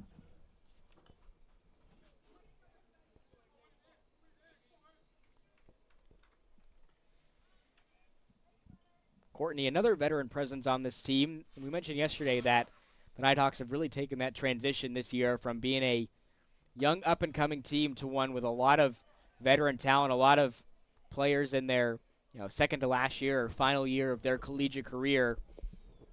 Really trying to make something happen here with this North Georgia program that past couple seasons has kind of capped out in the first round of the PBC tournament. A couple Nighthawks in the area, but it's Brady Skipper who makes the play for out number 1. Nice job by Skipper there, calling off Phil Ard at first base. That's his ball in that situation, second baseman trailing back. It's going to be easier for him to make that play than the first baseman going straight back. So really nice job out there by Skipper to get that job done and execute a difficult defensive play. Back up to bat now is Trey Simmons. So he takes 83.3 miles an hour from Courtney, but it is outside for ball 1. Simmons 0 for 2 to open up his season. Had a ground out to third base and a line out to left field his first 2 plate appearances. First time seeing a lefty on the mound. A freshman from Hendersonville, Tennessee, in Beach High School. Didn't play in yesterday's outing for LMU, which was expected. See the catchers swap positions here in this second game. Saw Sam Mast in the lineup yesterday.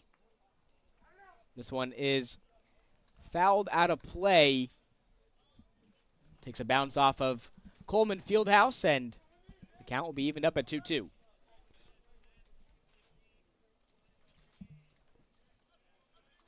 Got to think right here, haven't seen a strikeout out of Daniel Courtney yet. Think he'll go to his best pitch here. The 2-2, this one is fouled. Nighthawks can maybe make a play on this one, and they do, as Philip Ard shifts over right next to the dugout there to make the grab for the second out. So Brady Skipper took Ard's first one, and Phil said, I want one of my own over here by the dugout. Had his friends right beside him to make that play. When you got both in the area, too, it's kind of like take your pick. Yeah. It's like a magnet in the glove. Nice job by Courtney so far. Two outs. Not really messing around here. Got weak contact on both pop outs. Now a lefty-on-lefty matchup that obviously favors the arm. Caleb Jordan doesn't have a hit this afternoon. Keeps this one in play, bounces fair right in front of Ard. Keeping him busy here in this inning, but he is up to the task. Tags the bag for the out, and we are headed to the bottom of the 6th, still knotted at 4-4 between North Georgia and Lincoln Memorial. You're watching North Georgia Baseball on the Nighthawk Sports Network. Georgia, Georgia. The whole day through. The whole day, every day, we're thinking about one thing, Georgia's hearts. While you're busy being you, we're working to make Georgia Heart Institute Georgia's #1 heart program. One of only 2 programs in the state offering robotic heart surgery as an alternative to open heart surgery. So whether you live in Atlanta or Athens, in the country or in town, the future of heart care is here for you today. We do it all because Georgia's hearts are always on our minds. That old sweet song keeps Georgia on my mind. Georgia Heart Institute.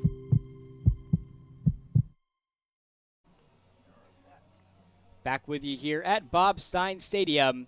Cooper Jones still on the mound here for the Rail Splitters.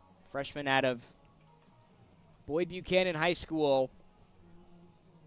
He's made a couple of nice plays for the Rail Splitters up there on the mound so far. He's yet to record a strikeout in this one. He's going to have to go up against Edwin Bowman in his first matchup here in the bottom of the 6th inning. Yeah, gave up that earned run. The Arisboro infield single was really solid, and then obviously Brady Skipper brought him home on the sacrifice fly and an RBI. So, again, we saw this earlier in the game.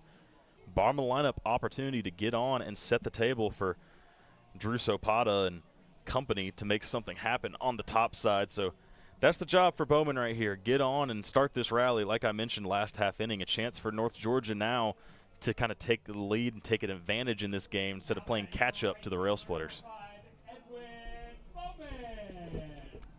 So the junior out of Suwanee, Georgia, Edwin Bowman, is going to get things going here for North Georgia to start this inning.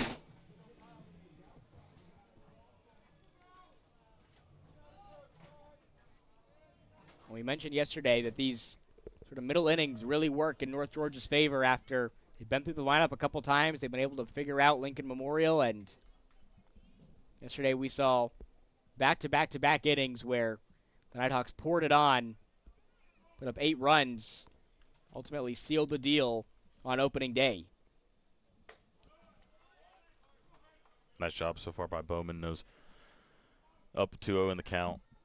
Knows he needs to get on base here to give these guys an opportunity to get him around and get him in.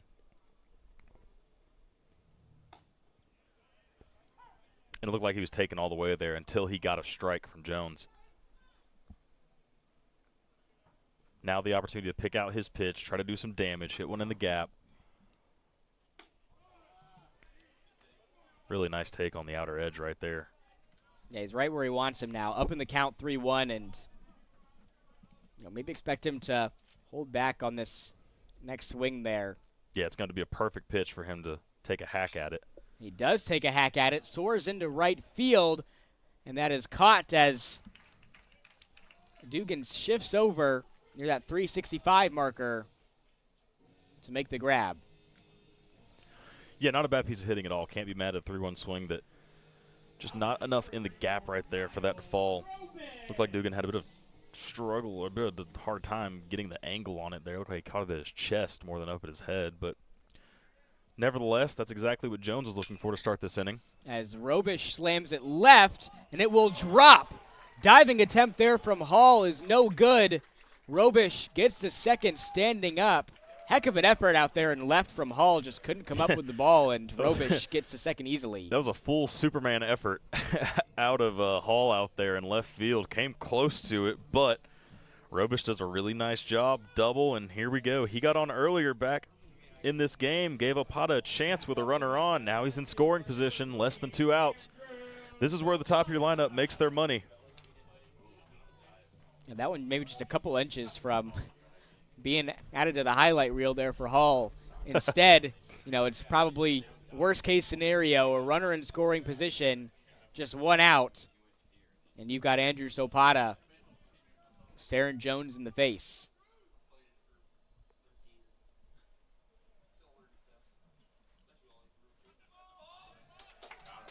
And they're going to call a balk here as Robish makes his way to third. Yeah, second baseman Wong Chasteen there made a bit of a move towards second. I think it was an effort to make Robish take a bit of his lead off, but it backfires. Cooper Jones does a little bit of a twitch, leads to a balk. Now runner on third. Andrew Sopata, your hitter. You got to like the odds for North Georgia here to bring in a run and take the lead. Makes things even easier here for Opata. And you got to think, if he's able to pretty much get anything fair here, especially with, how good that they've been able to place these balls, infield or outfield. Infield going to be a little bit more difficult, but Robish is in a pretty good position to score a run here to put North Georgia up. As far as catchers go, Robish had a stolen base last year. He had 9 doubles in his 34 hits. He had a double right there. So if it's deep enough, he's got the speed, but it looks like we're going to have a pitching change here for the Rail Splitters. So Cooper Jones' afternoon is done. ends this afternoon allocating 4 hits to North Georgia. So the Rail Splitters go back to their bullpen for a pitching change. We'll step aside for another short commercial break and have that pitching substitution when we come back. You're watching North Georgia Baseball on the Nighthawk Sports Network.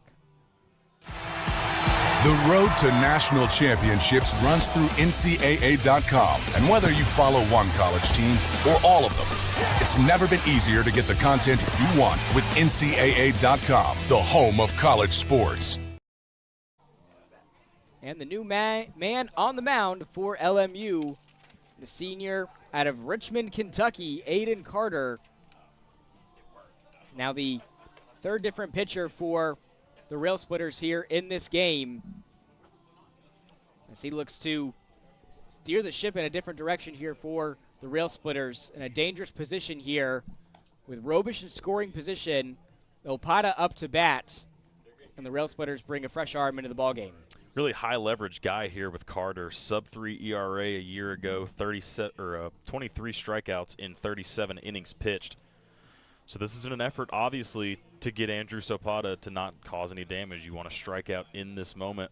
You know, runner on third, like you mentioned, Rob, anything fair, anything that gets down, I mean, it's going to score a run. So this is where a guy like Carter out of the bullpen really works well for the Rail Splitters. An effective arm. Got some nice stuff. Carter in his second year with the Rail Splitters. Posted a 3.27 ERA last year. As Ryan mentioned, 22 innings of baseball for the senior. Had 15 strikeouts. In those 22 innings, only allowed 19 hits. And so, you bring a veteran onto the field here for LMU that doesn't have a ton of experience with the Rail Splitters, but still a veteran nonetheless. And we'll see how he fares here against the big bat of Opata.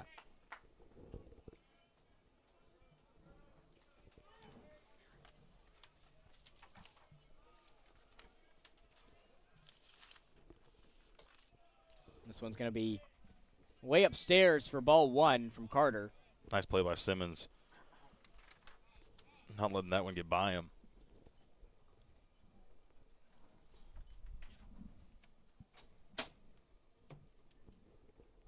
You've also got Jace Bowen on deck, and so Opata is able to get on, and even if it keeps Robish at bay over there at third.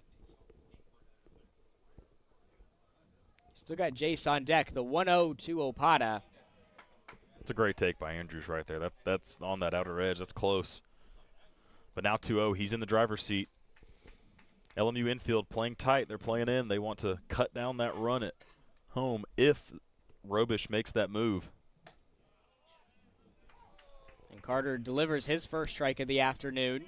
Looked to be close to that same spot. That one, however, was given.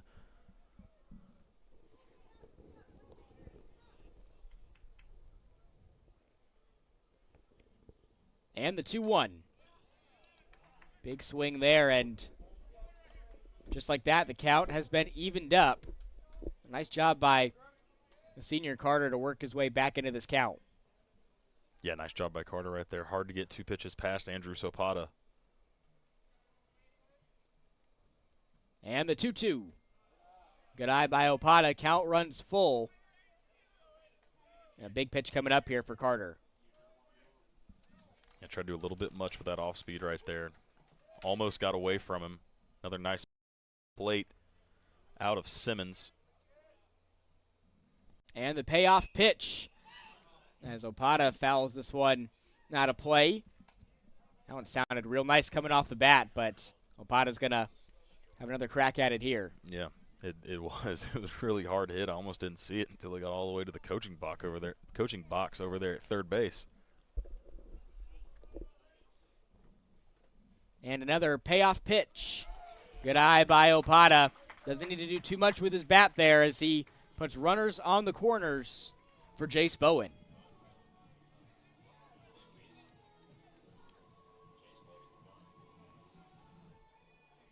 We'll see what Jace does here in this situation. There's a lot of ways that he can beat you here. He's able to poke something down in the outfield. Maybe lay down a bunt as well. Yeah, we saw a lot of the bunting yesterday at a really high level out of Bowen. And for a lot of players in this situation, As Drews makes his way to second, slides in easily, makes things a bit easier for Jace. But a lot of players, in this situation where you got a runner on third, bunting, maybe a little ill-advised, but for Jace Bowen, that's the exact opposite. Puts it in the right place just about every time. Yeah, that steal by Opata right there. As this one goes right to first, as LMU does get the out. And if Jace was going to get out, that was probably the best way to do it. Not the outcome that you wanted, but still. Yeah, Drew stealing second base right there kept that from being a double play situation. Obviously, now you have Phil Ard coming up to hit. But you really want to get this run in. You'll feel like you missed a big opportunity with a runner on third, less than 2 outs.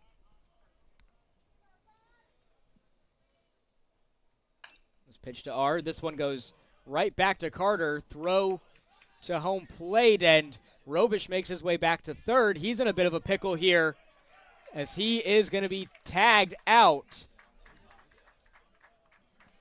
As LMU again leaves runners stranded on base for North Georgia, keeps this a 4-4 ball game as we head to inning number 7. A great game here on the Nighthawk Sports Network, as we will step aside for another short commercial break. You're watching North Georgia Baseball on the Nighthawk Sports Network.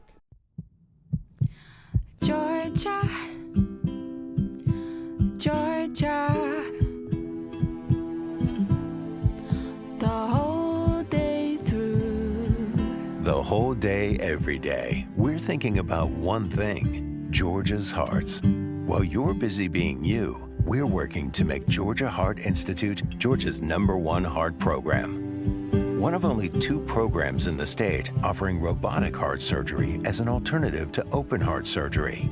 So whether you live in Atlanta or Athens, in the country or in town, the future of heart care is here for you today.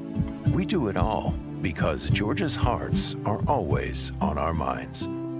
That old sweet song keeps Georgia on my mind. Georgia Heart Institute.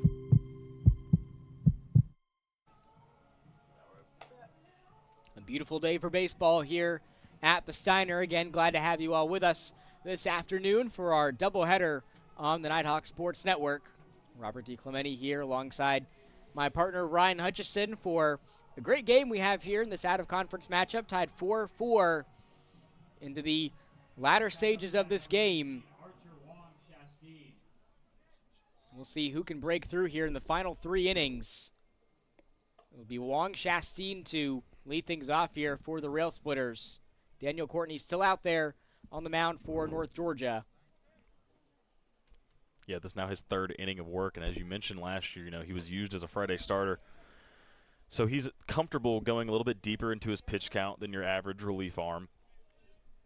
And that really helps out here with another game, obviously, still to be played today.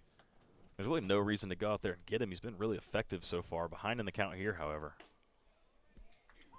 And that would just be great to see if Courtney's able to finish out this game for North Georgia with still 2 games left to play, another one on the docket this afternoon, and you want to have as many fresh arms as possible if you're North Georgia. Don't want to get into a situation where you're running through about 4 or 5 different pitchers in one game.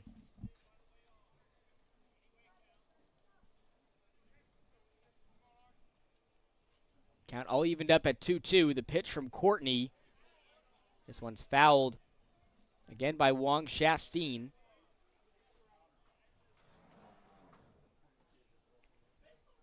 Wong Shastine 1 for 2 today. And the 2-2, this one's going to be grounded over to short. Bowen gets it to first, but Ard having to come off of the bag. That one a little bit high for Phil to make the grab. He also had to shift a little bit off the base, so it's going to put a runner on first, and Coach Cantrell's coming out to the mound. Yeah, just tough play to make there. Going to be an infield single for Wong Chastine. So this will be recorded as a hit for the Rail Splitters. Didn't see a signal to the bullpen from Coach Cantrell to make a substitution. So he's just coming out here to I think calm some of the nerves. Could be another one of those situations where you're just trying to get your bullpen arms a couple extra seconds to throw a few more pitches. You know, you can get 3 or 4 more in while this mound meeting is going down. They're going to. And obviously there's no reason to stress. I mean, an infield single is not the end of the world. Daniel Courtney got a ground ball. If he could do that again, we could quickly have 2 outs, and we could be right back in a situation where he's working 3 innings of play here. Especially with the bottom of this Rail Splitters lineup. Definitely not your super big threats at the plate right now. Now batting number 39, CJ Dogan. Brings Dogan back up to bat. Pickoff attempt here at first, though, before he sees his first pitch.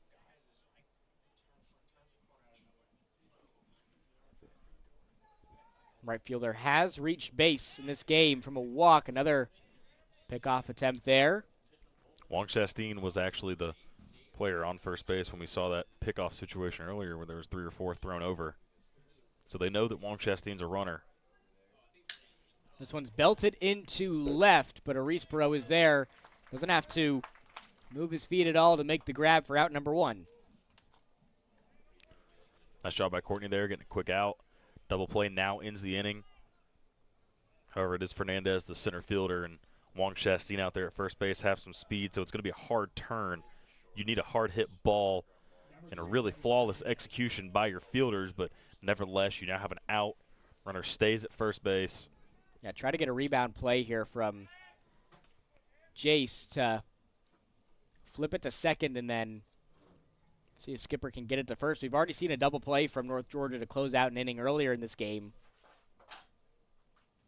See if they can do it again with Courtney on the mound. He's still got his eye on first, delivers the pitch. Big swing there, but nothing to it for Fernandez. Counts 0-1. And all the pickoffs we're seeing out of Daniel Courtney, they do more than just a pickoff over to first base. On that line out to left field, Wong Chastain's first move over, and you saw a quick one right there. Tried to catch him sleeping. But his first move was actually back to first when Courtney went to the plate. So if there's a ball in the gap, that move back to first could then prohibit him from coming all the way around to score. So it's all just the mind games of baseball, the cat and mouse you're seeing. And it seems to be paying off here after 2 swings at the ball, but a couple of misses here from Fernandez. Down in the count now, 0-2.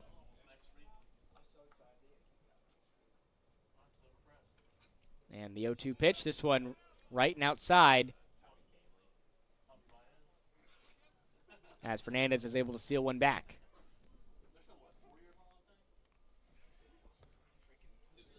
And that was one of those situations, up 0-2 in the count. No need to go anywhere near the strike zone, really. I mean, batter's playing at whatever you want him to do, so try to get him to go over there. Another pickoff over to first.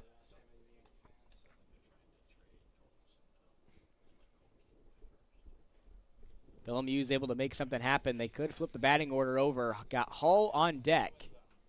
Courtney delivers, and he gets the strikeout. Really a great off-speed pitch there, low and away.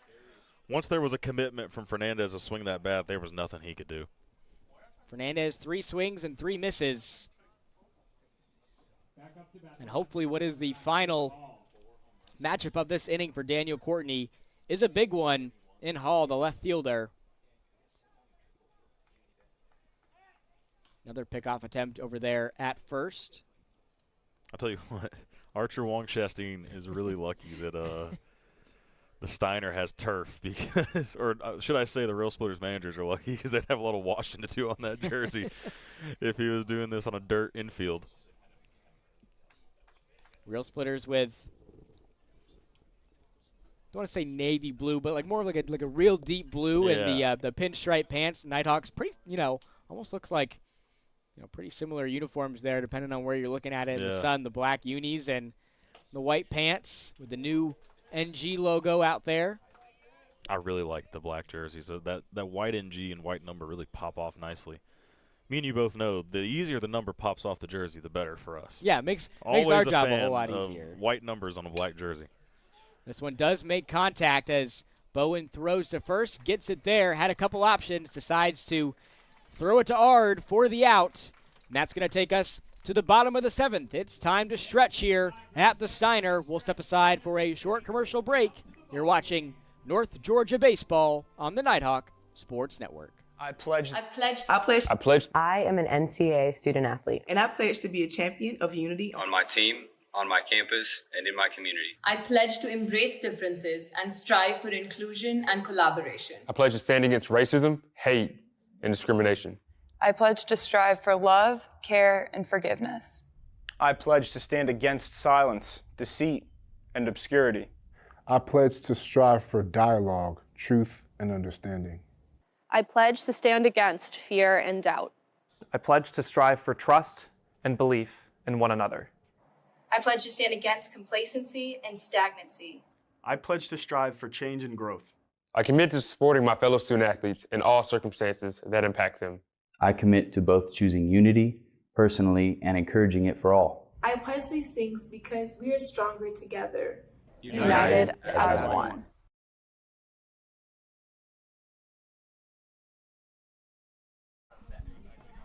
After a couple of lunges and some dynamic stretching, I think we're ready to go here for the bottom of the 7th inning. Great game on the Nighthawk Sports Network, still tied up at 4-4 between LMU and UNG, and hopefully we see more of the same here for Game 2 of our doubleheader. Got plenty of action, 18 innings of baseball this afternoon here on the Nighthawk Sports Network.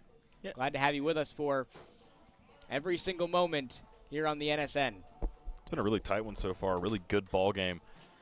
You feel like North Georgia missed an opportunity in the bottom of the 6th last time. Had a runner on third with less than 2 outs. Didn't pan out for them, but got your cleanup hitter here with a chance to get things going. Frost up to bat first here for North Georgia. Got Frost, Trish, and Arisborough due up here in the bottom of the 7th. Frost skies this one into right. We'll see if it can take it. It cannot, as Hall is there to make the grab. We've seen the wind kind of pick up and fall down a little bit here over the course of these last 2 games. Had he gotten a little bit more underneath that one, maybe just the conditions were a little bit differently, we could have been looking at a 5-4 game. Chris Hall was back there. He kept going back and back and back, and he even put his hand out to find out where the wall was, but just died at the warning track, unfortunately. So that brings Tyler Trish up to bat. Still looking for his first hit of the season right here. 0 for 7, be a good time for it. Has been able to reach base today off a walk. Takes a big swing at that one. Doesn't make contact, so it's going to be 0-2. Yeah, we mentioned Aiden Carter, high leverage guy, really good stuff, hard to get a barrel on the ball. He grounds this one to short. Harvey throws to first, gets it on time, and so Trish still looking for his first hit as a Nighthawk. Not going to come there. Now with 2 outs up on the board, a couple of quick outs here in the bottom of the 7th. We'll see if Arisborough can turn the tide here. Yeah, it was a nice job by Aiden Carter. Went back to the well 3 times on that slider away. Got a swing and miss the first 2 times. Third time, weak contact to short. Arisborough takes strike 1. Jorge, pair of singles today in his last 2 ABs. And takes that nice slider. I think that's the pitch that Aiden Carter really wants to get these Nighthawks to swing at. He wants to get them uncomfortable with that slider away. When he starts it in the middle of the plate, it obviously finds its way to that outer edge, and it's a really effective pitch. That one started on the outer edge and was too far away. Arisborough, the only Nighthawk this afternoon with a multi-hit game. 2 for 3 at the plate today. That's now back-to-back multi-hit games for the senior. The 1-2 pitch to Arisborough. Swing and a miss. Strike 3 called, and we are still knotted up. 3 up, 3 down for LMU as we head to the top of the 8th. We'll step aside for another short commercial break. We'll be back in just a moment on the Nighthawk Sports Network.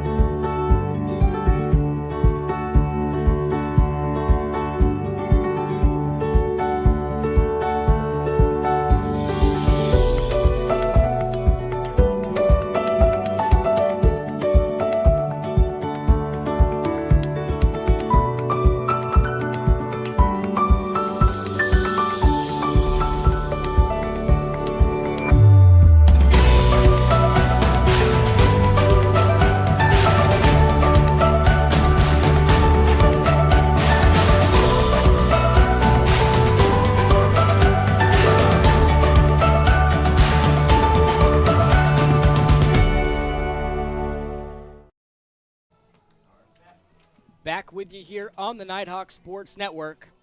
A tied 4-4 ball game, getting to the late stages here in game number 2 of our 4-game series between the Nighthawks and the Rail Splitters on the Nighthawk Sports Network. Rail Splitters up to bat here in the top of the 8th. Austin Epperson, the DH, going to lead things off here for the Rail Splitters. Daniel Courtney back out for his 4th inning of work. So far, he's gone 3 innings, just 1 hit, 1 walk, and 1 strikeout. Been really effective and really what the Nighthawks were looking for out of the bullpen, just a man to be steady and get some outs. And we continue to go back to the point of saving arms, but out of the bullpen, a 4-inning performance, if he can finish this inning, is just really great work. Now the strategy changes entirely with this 4-game series, as this one is grounded to Frost at third, makes it to Ard at first for out number 1. But you've got a whole another 9 innings to take into consideration this weekend as compared to what you see in your typical in-conference matchup, as Coach Cantrell does make his way to the mound, and this may be the end of the afternoon here for Daniel Courtney, and it is. So the Nighthawks are making another call to the bullpen as the veteran's afternoon is now done, as he gets a well-deserved standing ovation from the crowd. Nighthawks are moving on to their 3rd pitcher, and we'll have that substitution when we come back in just a moment on the Nighthawk Sports Network.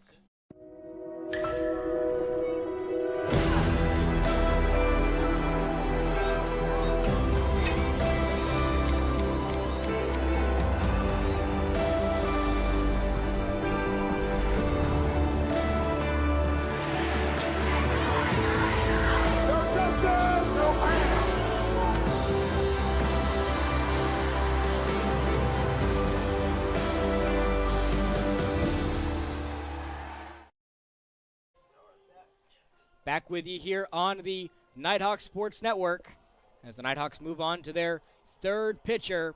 It's the righty redshirt freshman out of Kennesaw, Georgia, Nicholas Stinson, making his debut here with the Nighthawks, a transfer from a former PBC school in Young Harris.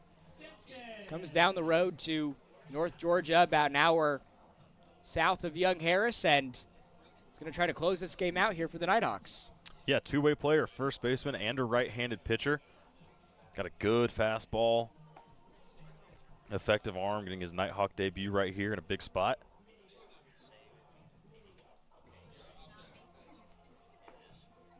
So Stinson coming over, like we mentioned, from Young Harris, had a redshirt year there, only spent a lone season with the Mountain Lions. But comes over to North Georgia. Said a big reason why he came over here in the first place was the coaching staff. How they took care of all their players and maintaining relationships with them. And so another transfer that Coach Cantrell is able to lure over to UNG, and could prove to be a pretty big pickup here for the Nighthawks. Like you mentioned, one of those utility players also plays first base as well. So depending on how the season goes, maybe we see some action over there over at first between him and Ard, and see we get a couple of warm-up pitches here. Like we mentioned, trying to close this game out against LMU, keep them off the board. Lincoln Memorial hasn't scored the past 2 innings. Going to try to change that here unless Stinson has something to say about it. So out of Coach Cantrell right there, that was a matchup inning. He had Daniel Courtney go out against the lefty to open up the inning. Now he's got a flame-throwing righty and Stinson to face the next 2 right-handed batters. And Stinson's first pitch is going to be a ball upstairs.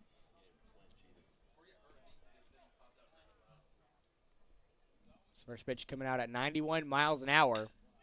This one is going over the head of Skipper as Harvey makes his way to second. He's had quite a game, now 2 for 3 with a couple of RBIs under his belt as well. Yeah, it didn't hurt you right there that bad. Single into center field. Still have 1 out. Double play is in play right here with Alex Kowalski. Obviously, Kowalski's also left the ballpark in this one, so you need to keep the ball down in the zone, try to induce a ground ball right here and get us to the bottom half of the 8th inning. This one just outside that bottom right corner of the zone to make it a 1-0 count. And most of the run production from LMU today has come courtesy of that home run from Kowalski and Harvey. Yeah, the Rail Splitters haven't really been able to piece anything together and get runs by way of singles and doubles. All of their runs have come off long balls. The 2-run shot by Harvey, Kowalski had the solo shot, and then the 9-hole Kevin Fernandez took one out to left field. So they haven't really been able to piece hits together. Only 6 of them in this game so far. And Nighthawks with 7, definitely different from what we saw last night, where the Rail Splitters didn't record their first 2 hits of the game until top of the 9th inning, when that game was already in the balance for North Georgia. They've come out firing here, looking like a different team this afternoon. And we said at the top of the show, you know, you just have to flush last night and come out a completely different ball game. You just said it. They look like a completely different ball team, and they're playing like it. You know, they're having good ABs. Their arms have been real effective. But North Georgia's not flinching one bit either. You know, obviously, Matthew Hurd had a pretty solid start going 4 innings. Daniel Courtney just 3 1/3 of excellent relief pitching right there. The 2-0 and the throw back to first. Doesn't get it there on time. I think everybody anticipated this being a pretty close series between these two programs as well. Yeah, I think the outlier was last night in that 9-1 blowout. I think this is what we were really looking forward to for the series, was some close games between these two programs. That's going to be ball 4 upstairs. So Stinson unable to record a strike in his first appearance on the mound here for the Nighthawks, and it's going to be a quick meeting on the mound here with Coach Cantrell, and it looks like a short-lived appearance on the mound for Stinson, as it looks like Coach Cantrell is making another pitching substitution here in this ballgame, moving on to his 4th of the game. As we step aside for another short commercial break, we'll have that pitching substitution when we come back on the Nighthawk Sports Network. I pledge. I pledge. I am an NCAA student athlete. And I pledge to be a champion of unity on my team, on my campus, and in my community. I pledge to embrace differences and strive for inclusion and collaboration. I pledge to stand against racism, hate, and discrimination. I pledge to strive for love, care, and forgiveness. I pledge to stand against silence, deceit, and obscurity. I pledge to strive for dialogue, truth, and understanding. I pledge to stand against fear and doubt. I pledge to strive for trust and belief in one another. I pledge to stand against complacency and stagnancy. I pledge to strive for change and growth. I commit to supporting my fellow student athletes in all circumstances that impact them. I commit to both choosing unity personally and encouraging it for all. I pledge these things because we are stronger together. United as one.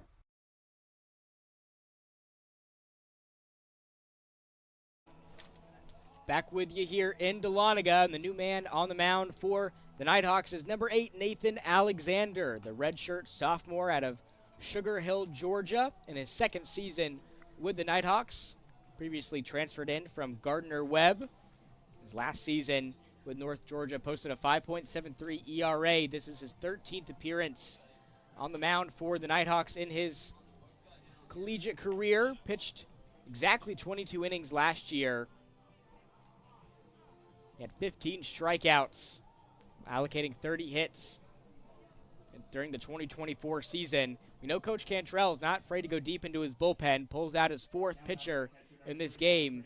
We'll see if Alexander can be the answer here in this one to close this game out. Well, one of the positives of Stinson only going 2 batters right there is you don't really burn that arm. You know, you're going to have him later on. Didn't really have his best stuff here, get up a single and a walk. The throw to second gets away from Skipper. Heads up play there by Robish to get it out there with the player off the bag, but yeah, Harvey got way off second base right there. Pitch was in the dirt. Nice play by Robish to pick it and fire down. Just unfortunately got away over there on second base, but heads up, making sure that Harvey doesn't get too far. Alexander delivers Another ball. That was a good-looking pitch. Really good-looking pitch right there. Not entirely sure where that one missed, but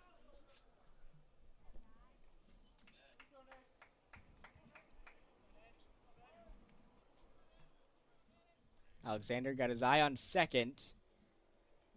Deep into the pitch clock. Throws to second.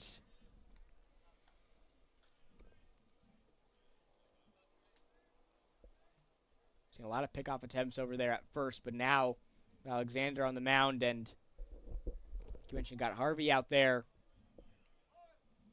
yeah, and that was a product of what happened on that back pick to second base right there. Don't want him to get too big, and if he does on first motion and it's a back pick, well, then you've got him 2 outs. So.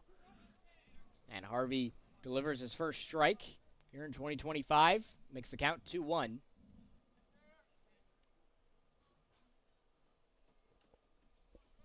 And the 2-1, this one is belted into right, but Bowman is there to make the grab as he throws to Jason the infield, and the Nighthawks do put the first out up on the board. Make that 2 outs.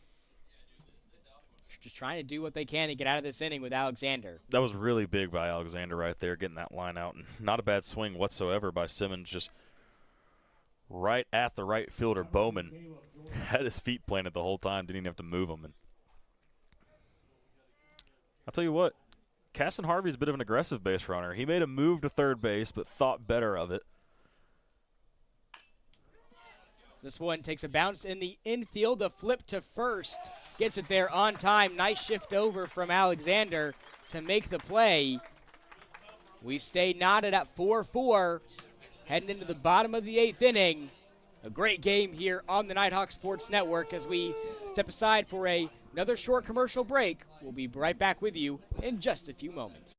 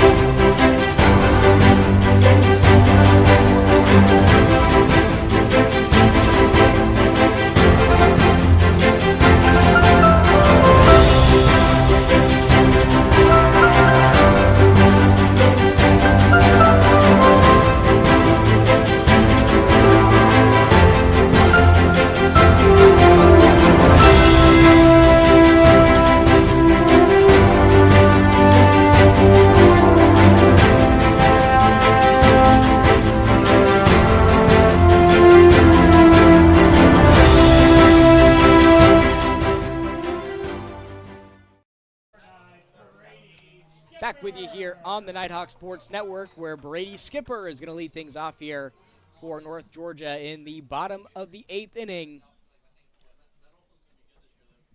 Gone 2.5, 3.5, I should say, scoreless innings here in this one after some fireworks early. Both teams have been quiet up to bat these last few innings as Skipper is going to take a ball here. Yeah, both managers went to a really good arms out of the bullpen. Daniel Courtney came in and went 3 1/3 shutout so far. Aiden Carter, 1 2/3 innings. No hits for North Georgia against him.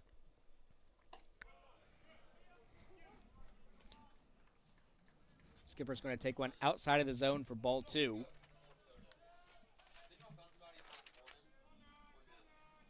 This has been their game plan against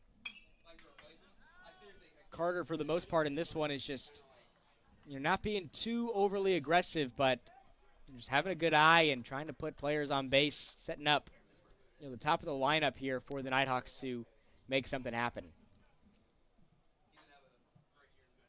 2-2 to Skipper. An aggressive shot there is going to drop in the gap in right center field as Skipper goes for 2, slides in. As he celebrates there, a little wiggle there for the fans as he's able to make his way for 2 and puts a runner on second for Edwin Bowman. Really nice job by Skipper today for getting that 0 for 5 night. Second hit of the day, has that sac fly and an RBI to go with it. So really a turnaround for Skipper. Now for Bowman, here's where you get to see some of that small ball you'd have to imagine that North Georgia's so good at. Runner in scoring position, nobody out. Corners playing in for LMU. This one's going to be fouled out of play, and this is where you want your work to be done if you're North Georgia up to bat here in the bottom of the 8th. Potentially take the lead here. You could close it out. Not have to let it be decided in the bottom of the 9th. Also got to take into consideration, the close game that it is. Still got another game on the docket left to play, so extra innings is something that these teams probably want to avoid as much as possible. Yeah, there's a really huge moment in the bottom of the 8th inning. You really want to get that advantage, and hopefully it's a crooked number for North Georgia. Bowman way behind in the count now, 0-2. Just going to have to choke up. Do what you can to get that runner over to third base. You really can't leave this AB, leaving him on second base and not moving him over. And the 0-2 to Bowman is going to be low. Skipper decides to stay on second. Right idea there. Counts now 1-2. Carter trying to get him to pull that string and swing at a pitch that's not good. And it's as expected, and Edwin Bowman knows that.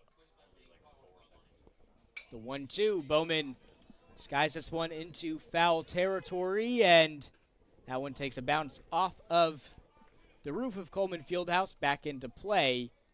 Count's going to stay at 1-2. It's a good thing Coleman's not in play. That would have been an interesting development. Nice job there fighting off a tough pitch by Edwin. And he knows that his job here isn't to hit a double. It's to hit a ball on the ground to the right side of the infield. Just get that runner over. Still no outs. Takes a big crack at it there. But he is going to walk back to the dugout. Strike 3 called. So Kyle Robish is now going to have a chance. Try to advance Skipper into scoring position over there at third. Robish 1 for 2 with a double, a screamer to left field that Chris Hall gave his best effort for last time. One of those right now would be huge for North Georgia. Skipper a speedster himself. If Robo is able to land anything in the outfield, there's a really good chance that Coach Cantrell waves Skipper home. Yeah, especially tie game, bottom of the 8th. That's a chance you're comfortable taking. Just 1 out. The pitch to Robish is going to be low for ball 1.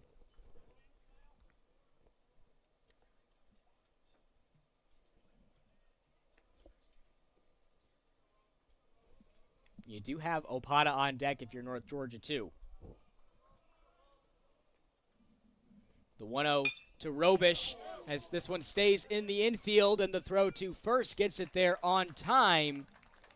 So Robish does advance Skipper to third. And a really great opportunity here for North Georgia to take their first lead of the game as the lineup flips over and Andrew Sopata back up to bat. Yeah, guys like Drew live for moments like this. 2 outs, runner on third, bottom of the 8th inning in an even game. Base hit gives UNG the lead and a chance to close it out in the top half. Good arm, good bat, good matchup. Opata watches that one go past him as a strike. It's going to be an 0-1 count. And just clipped the bottom of the zone with that one right there. And that's not the pitch that Opata's looking for. You can't really do damage with that pitch.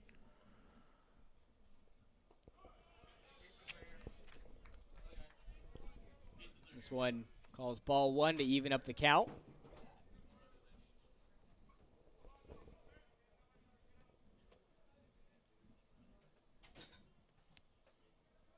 Big opportunity here for the Nighthawks, the 1-1 count. Nice eye by Opata. That one wide right.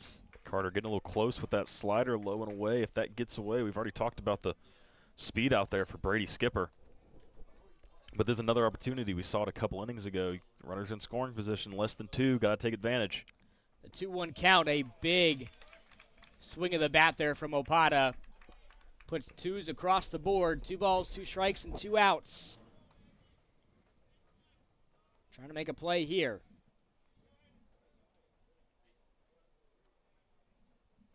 And the 2-2. This one just outside, called ball 3. Biggest pitch of the afternoon coming up here for Carter. Yeah, he was trying to get Opata to swing over the top of that pitch in the dirt.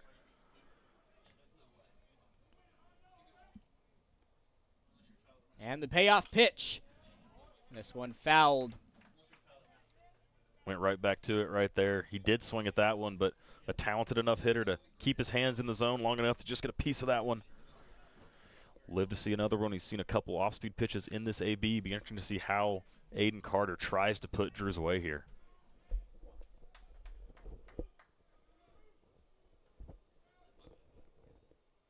Another payoff pitch. And another foul ball, so Opata lives to see another pitch here. Yeah, just a tad late on that fastball, but did his job, fought it off.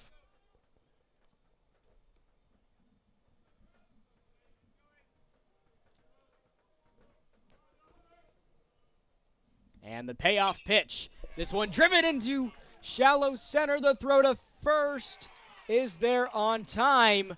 That ball didn't make it past second. And this stays a 4-4 game. Nighthawks had a runner in scoring position, but we head to the 9th.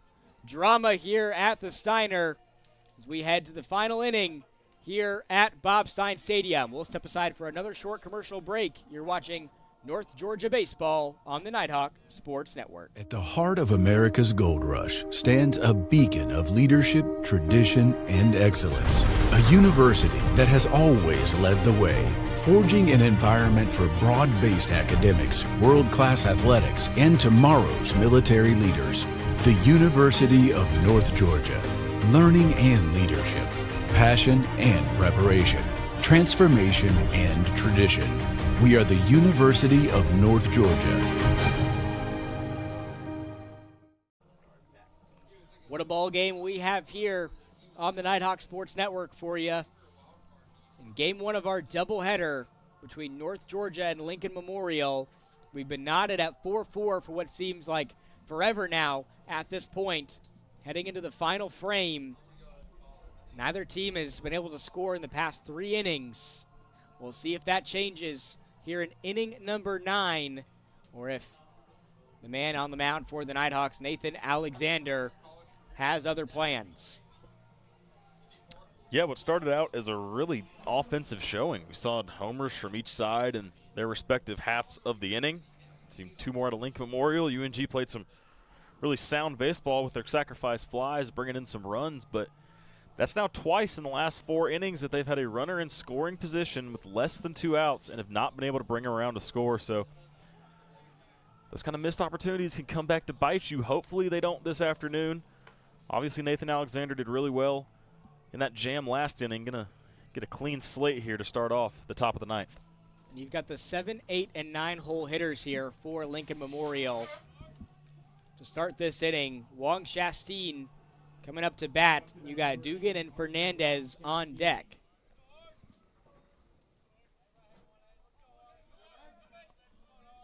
Most ideal situation, obviously, a 3-up, 3-out here for Nathan Alexander. This one grounded to third. Frost throws to first. Easy first out there for the Nighthawks. And a short-lived plate appearance for Wong Shasteen. Yeah, another thing working in North Georgia's favor here is LMU's bringing up their 7, 8, and 9. Obviously 7 just retired. If we can get out of this scoreless, North Georgia comes to the plate with their 2, 3, and 4 for the bottom half. So Nathan Alexander, nice job. 1 pitch, 1 out. Now gets to set his sights on C.J. Dugan. Big swing there from Dugan, but a miss to make it an 0-1 count. And Wong Shasteen has seen some of the most success in this game for LMU, so that was a big out there. He was 2 for 3 coming into that plate appearance. Yeah, and he's a threat on the base pad, so to make sure he's not on there is just a really nice job by Alexander. And to do it in 1 pitch is just icing on top.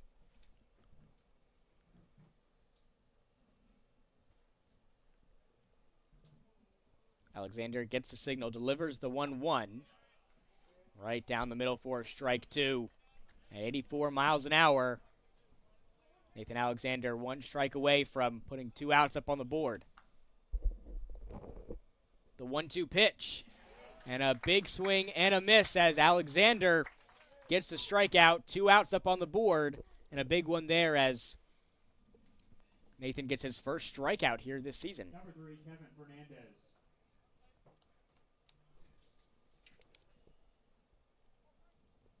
Fernandez 1 for 3 in this game. Alexander delivers the pitch low. Counts now 1-0.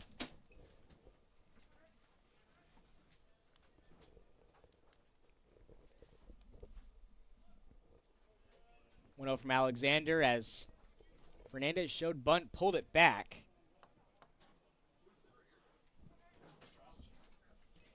Now 2-0. Interesting in 1-0 there that he went for the bunt, considering he had a solo home run earlier in this game. This one cuts it inside. Nice looking pitch there from Alexander to get back in the count.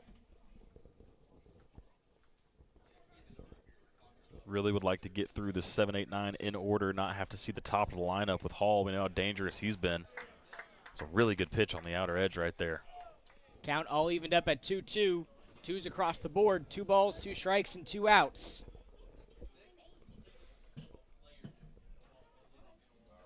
And the 2-2 from Alexander.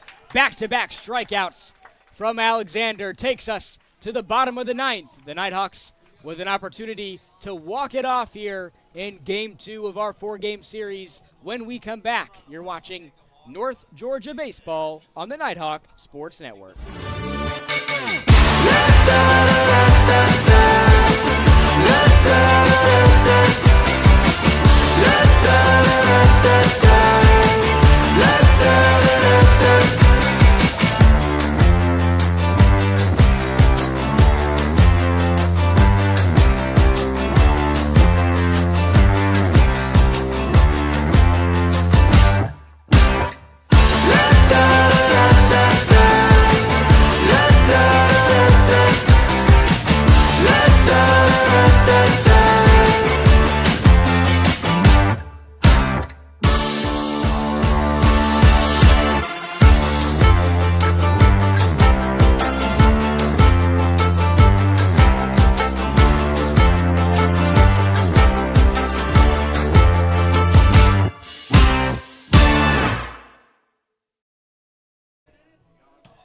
And here we go, folks. Bottom of the 9th inning.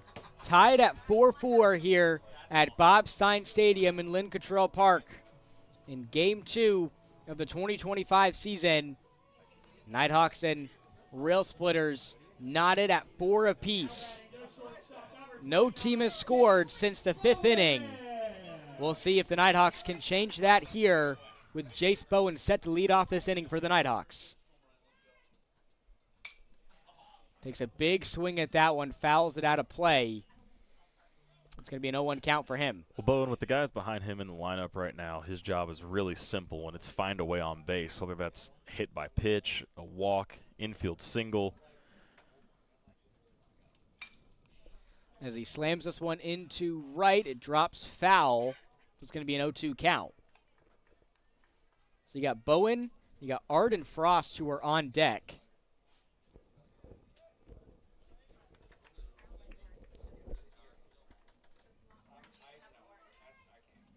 And the 0-2 as Jace hits this one to first, takes a bounce over there by Kowalski.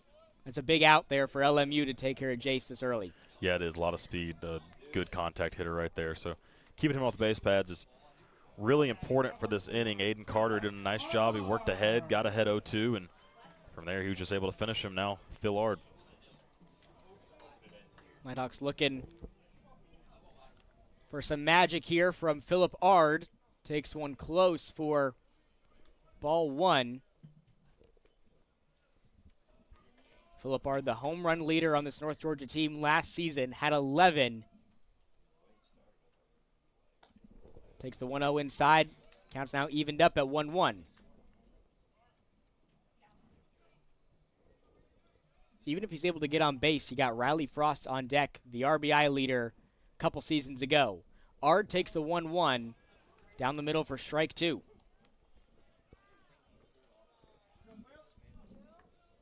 Carter not afraid to go in the strike zone against these hitters. And the 1-2 to Phil. Dropped strike 3. Throw to first, gets it there. And now it's up to Riley Frost to keep this game alive here for the Nighthawks. Number 23, Riley Frost still searching for his first hit this afternoon. 0 for 3 here in this game as he slams this one into right, and that is going to drop at the wall. Frost makes his way to second. That's exactly what you needed if you're this North Georgia team. Puts a pretty quick player in Frost over there on second, and it brings Trish up to bat, who we mentioned has yet to record a hit here for North Georgia, but none bigger than one going to be right here. Yeah, the only Nighthawk so far that's gone to the plate that hasn't tallied a hit this season. It'd be a great time for his first. You got to imagine, like you mentioned, a little bit of speed out there with Frost, so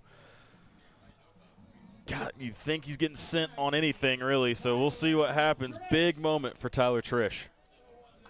So here we go. 2 outs up on the board. A runner on second for North Georgia. Trish up to bat.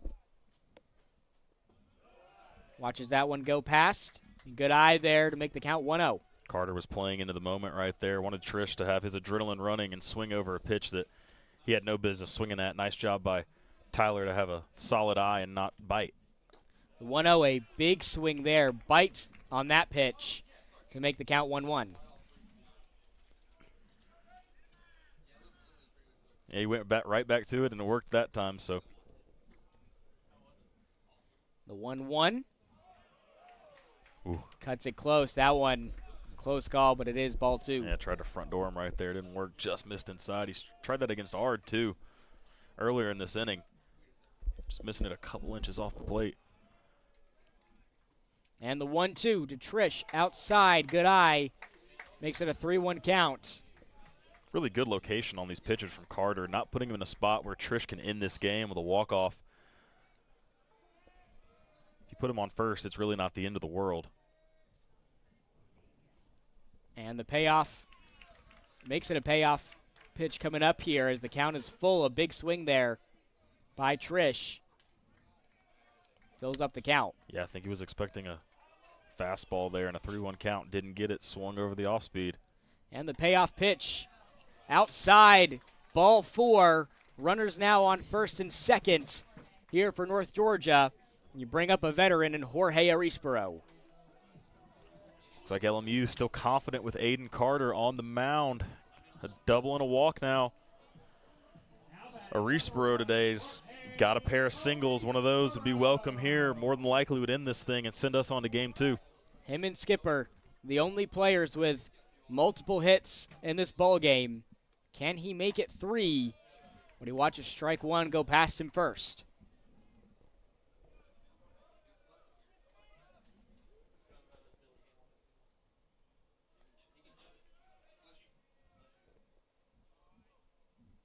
And the 0-1 to Arispero grounds this one up. The third base line throw to second is there on time.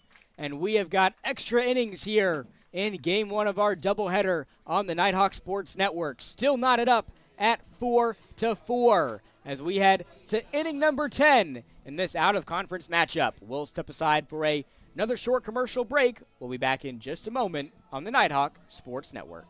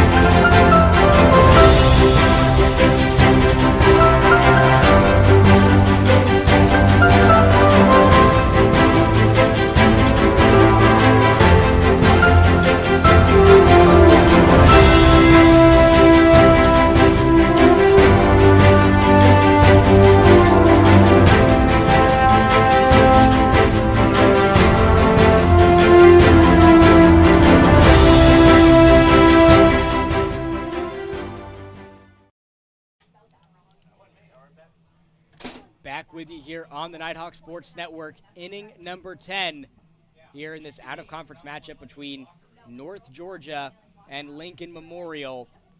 A tightly contested ball game between these two programs as the Nighthawks make another call to the bullpen in this one. Brings out the freshman, number 24, Banks Hickman, lefty out of Dawsonville, Georgia, right up the street here, about 20 minutes south. Looking to make some magic here in extra innings here for North Georgia. Yeah, he's going to have the top of this lineup for the Rail Splitters, Hall, Epperson, and Harvey. So 3 dangerous hitters.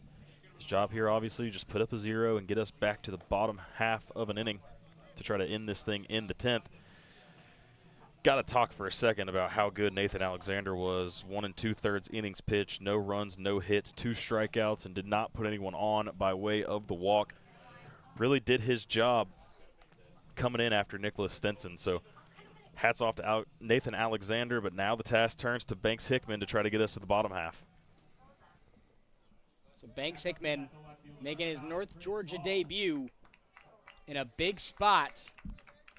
Coach Cantrell, a lot of trust here in his freshman, going up against the top of the lineup here for LMU. Like Ryan mentioned, Hall, Epperson, and Harvey due up here in the 10th. And his first pitch of his collegiate career is a strike. A little better than we've seen in this game already. This one down the middle for strike 2. Hall 1 for 4 today.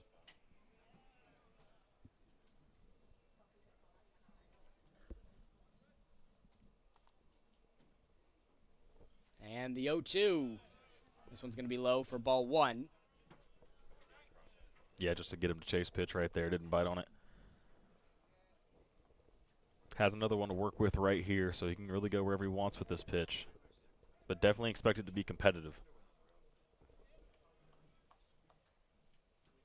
Hickman gets the signal, delivers the 1-2. Count evened up now at 2-2.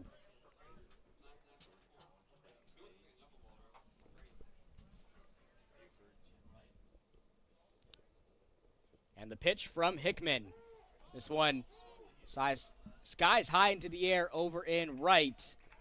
Bowman just makes a couple of steps over to make the grab for out number 1. So busy day when it comes to North Georgia athletics. Plenty of baseball for you here on the Nighthawk Sports Network. Got the men's and women's basketball teams on the road.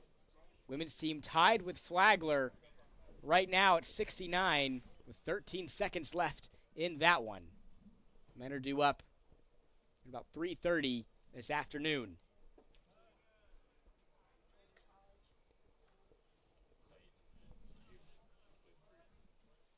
Counts now 1-0.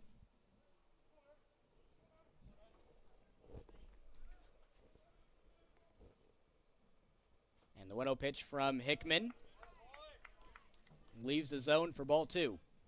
Yeah, definitely doesn't want to go inside right here to Epperson. You get hurt in there with lefties. You want to stay away from them, try to have them hit something softly to the left side of the field. They're going to say he did not swing there, so it's going to be ball 3 to go up comfortably in this count against Hickman. And the 3-0. This one gets away, and so it's going to put a runner now on first for Lincoln Memorial.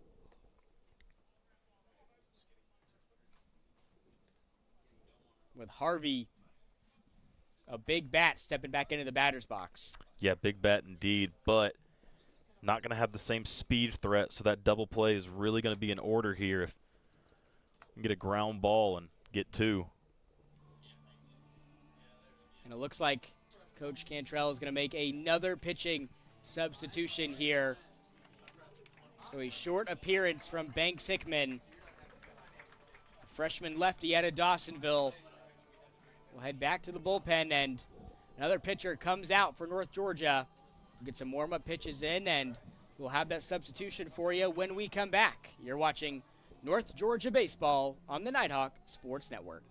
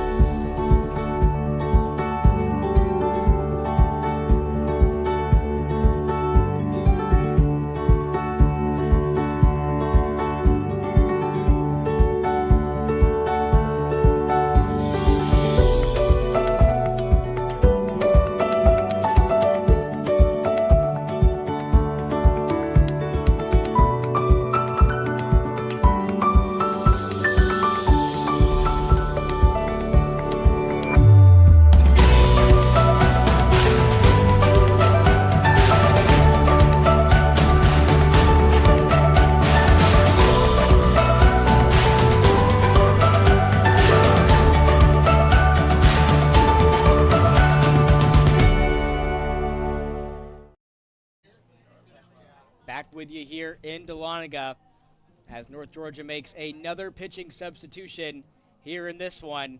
Now on to their 6th of the game, trying to leave it up to number 14, Ryan Taylor, the junior righty out of Woodstock, Georgia, and River Ridge High School.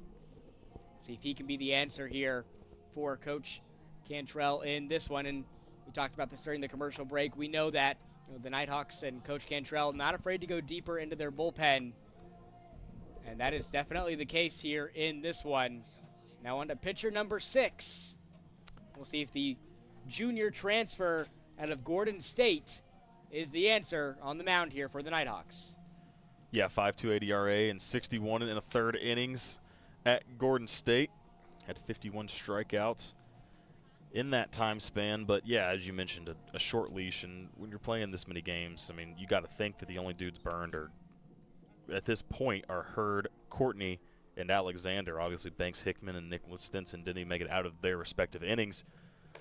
And, I mean, in a high-stakes game like this, when you don't have it immediately, you got to like the move out of Coach Cantrell to go and get him, right? Give another guy that opportunity, and especially in a situation where you can roll 2 really easily like this. I mentioned before the break that we don't really have the speed threat at the plate right now, so the opportunity to roll 2 is there. Defensively, Skipper fading really close to second base. Taylor's first pitch is going to be low for a ball.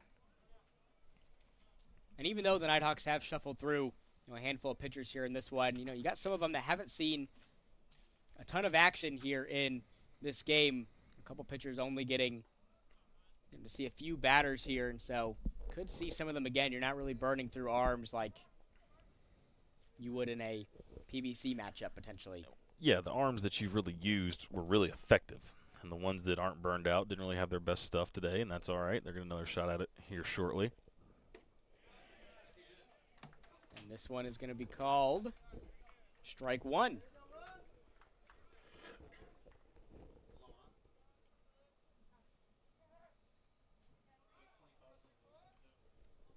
So you got Epperson on first.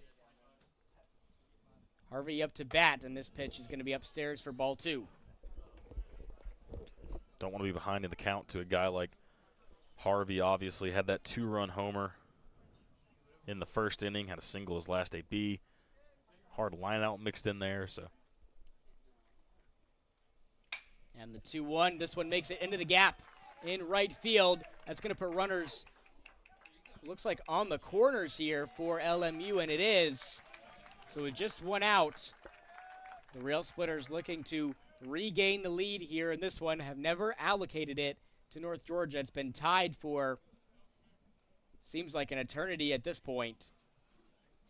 They have the chance to take the lead here. Now with Kowalski stepping into the batter's box. It was a really nice piece of hitting by Caston Harvey. I mentioned that Brady Skipper was faded towards second base, and Harvey knew that. That was a big gap on the right side of the infield, just threw his hands at the ball, hit it over there, and got runners on the corners now with 1 out.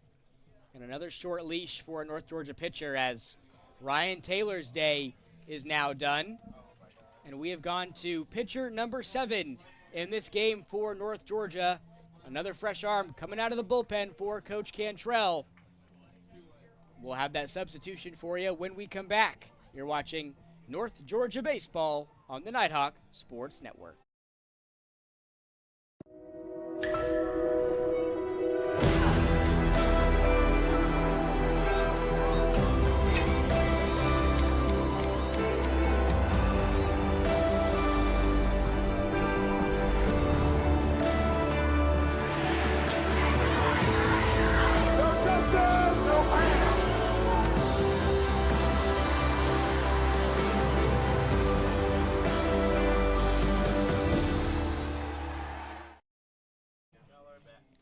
Another pitcher on the mound for North Georgia making his debut here at UNG.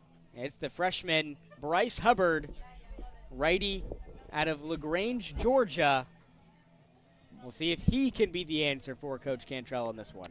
Yeah, another one of these two-way arms. Bryce coming in here. Went to Callaway High School. His career ERA is a 1.81. And his senior year, a 1.26 with 78 strikeouts and only 19 walks. So he gets in the strike zone a lot. He challenges hitters. Again, what you're looking for right here is something on the ground. Obviously, don't want anything deep in the outfield because the potential to score a run skyrockets in that scenario. So expect the ball to be low, hit on the ground, try to roll two, or at least keep that runner at third base. So runners on the corners for LMU. Moving to the latter half of their lineup here. Kowalski's still up to bat here for LMU. This has been an inning that North Georgia's just doing anything they can to get out of. And with how many substitutions they've made on the mound, for this still to remain a 4-4 ball game. Yeah, I can't tell you the last time I've seen 3 pitchers in one inning. There's only one out. Hopefully Hubbard can be the finale to this Nighthawks pitching staff today and get us to the bottom half of this 10th even. Got a tall task, though. Alex Kowalski, good hitter. He also has a homer in this one. Walked his last time up. The stat I'm looking at right now is his 2 outs in this game. Or one of his outs was a deep fly out to center field, so you want to stay away from that. He's obviously going to be looking to elevate the ball here, hit it deep enough to score Epperson from third base. But like I mentioned, Hubbard, his career ERA is a 1.81. Doesn't like to give up runs very often. We'll see what happens here. Had a very prolific high school career, one of the top 150 players in the state of Georgia for baseball, and now runners on second and third for LMU.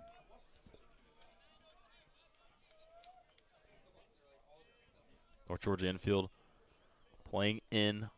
Gonna cut down and run it home, make sure that doesn't happen. And this one gets into the gap as LMU is gonna add 2 runs up here in the top of the 10th. A 6-4 lead for the Rail Splitters as they regain the lead. Yeah, and with the infield planning like that, that ball that would normally be taken in by Bowen, just no chance to get over there and make that play. Unfortunately, ground ball scores 2 runs for the Rail Splitters.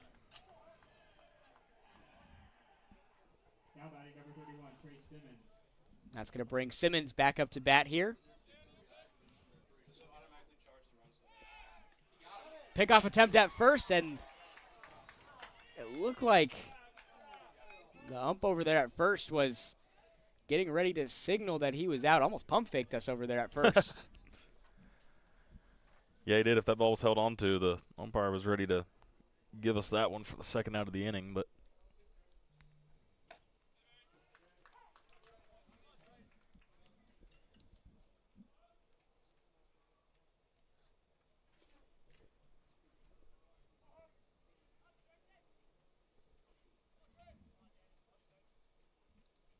and the 0-1 from Hubbard. This one grounded. It goes off of his glove, and the tag is made, and the double play made for North Georgia to end the top of the 10th inning. The second double play the Nighthawks have had to close out the top frame of an inning.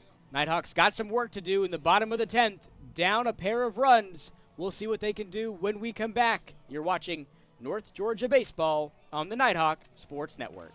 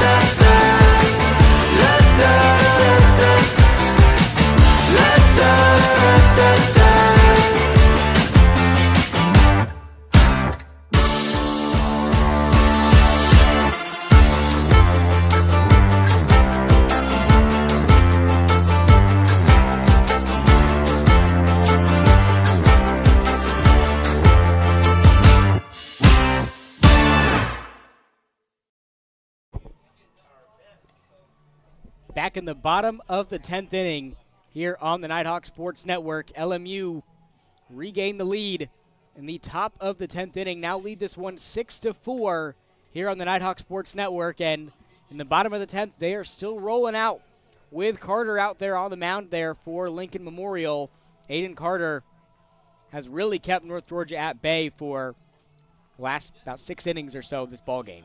Yeah, he's been really effective in this one so far. No reason to really turn it over to anybody else. He's gone 3 2/3. He's only given up 2 hits, 2 walks, 3 strikeouts, and no runs have come across the plate against him. So they're going to try to let him finish this thing out and send us on to game 2. Hopefully, North Georgia's offense, led off here by Brady Skipper, can get a rally going. Got the 7, 8, and 9 hitters due up, and Brady Skipper, Edwin Bowman, and Kyle Robish for North Georgia. So in this situation, you're walking up to the plate, and what you're doing is you're waiting until you get a strike. You're going to take until he throws one in there against you. No reason to get yourself out on that first strike, or so you'd think. Be interesting to see the approach these North Georgia players take here. And there it was. So now Skipper's going to get that green light. It's his at-bat. Count all evened up. Can go either way here for Skipper. Takes one upstairs for ball 2.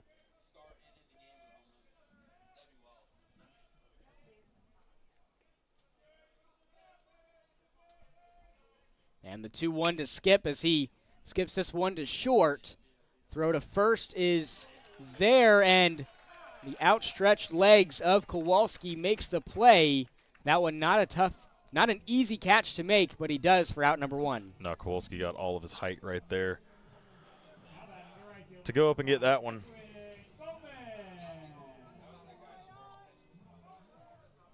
That's going to bring Bowman back up to bat, still in search of his first hit this afternoon. Bowman and Trish, the only 2 Nighthawks here in game 2 without a hit, as Bowman watches strike 1 go by him there. Yeah, took that strike right there. Now 1-1 count.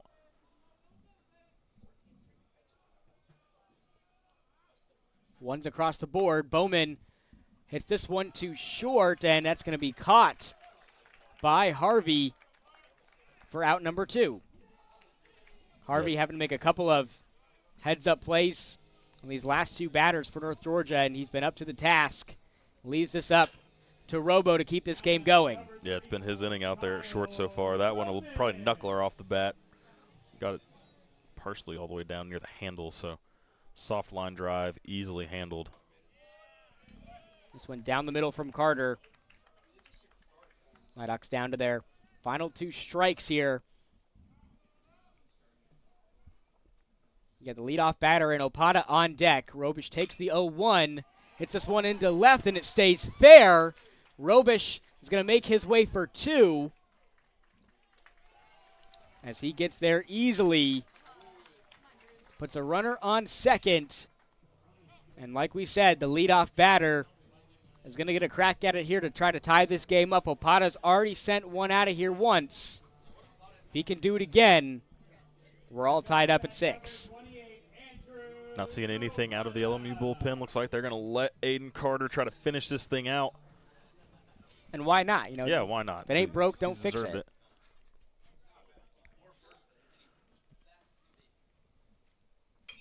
Opata takes a big crack at that one.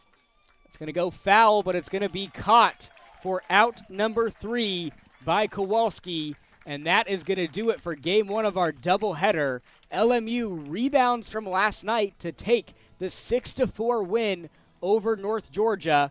There was a really long period of time where we didn't see any runs go up on the board in about innings 5 through 9, and then took an extra inning, but LMU was able to find some life up to bat yet again. And that ultimately was the biggest factor in this game, 2 runs to come away with a 6-4 victory. Yeah, you know, you look back in the later parts of this game when North Georgia had runners in scoring position, less than 2 outs, and they weren't able to bring them around to score. Those kind of missed opportunities can absolutely come back to bite you. They did right here in this one, and then in that 10th inning, North Georgia just couldn't find an arm to get consistent outs. And I think the big story of this one right now is North Georgia just went through 1, 2, 3, 4, 5, 6, 7 pitchers, as opposed to LMU's 3. And luckily for a lot of those North Georgia pitchers, they didn't see a ton of time. Like you got guys like Alexander, only 1.2 innings, and Hickman, less than an inning. Same thing with Taylor as well, and Hubbard. So we could potentially see those guys again later on at some point this weekend. But LMU definitely won the pitching battle in this one. You got to give your hats off to Carter. Yeah, it was a much better game than we saw last night. And I think, like we mentioned earlier, this is what we were anticipating coming into this series, a dogfight. So now we're going to go on to Game 3. We played an extra inning of baseball, and I think LMU's got a little bit more confidence now. I know North Georgia's really looking for an opportunity to get back and try to get them here in game number 2 of the doubleheader. A back-and-forth series is definitely what we expected, and it looks like you're going to get it this weekend. We will step aside as game number 2 of our doubleheader is coming up at 5 p.m. here on the Nighthawk Sports Network. Plenty of baseball coming your way. Again, your final score from game 1 of our doubleheader. LMU wins this one 6-4 over the Nighthawks. We'll see you real soon.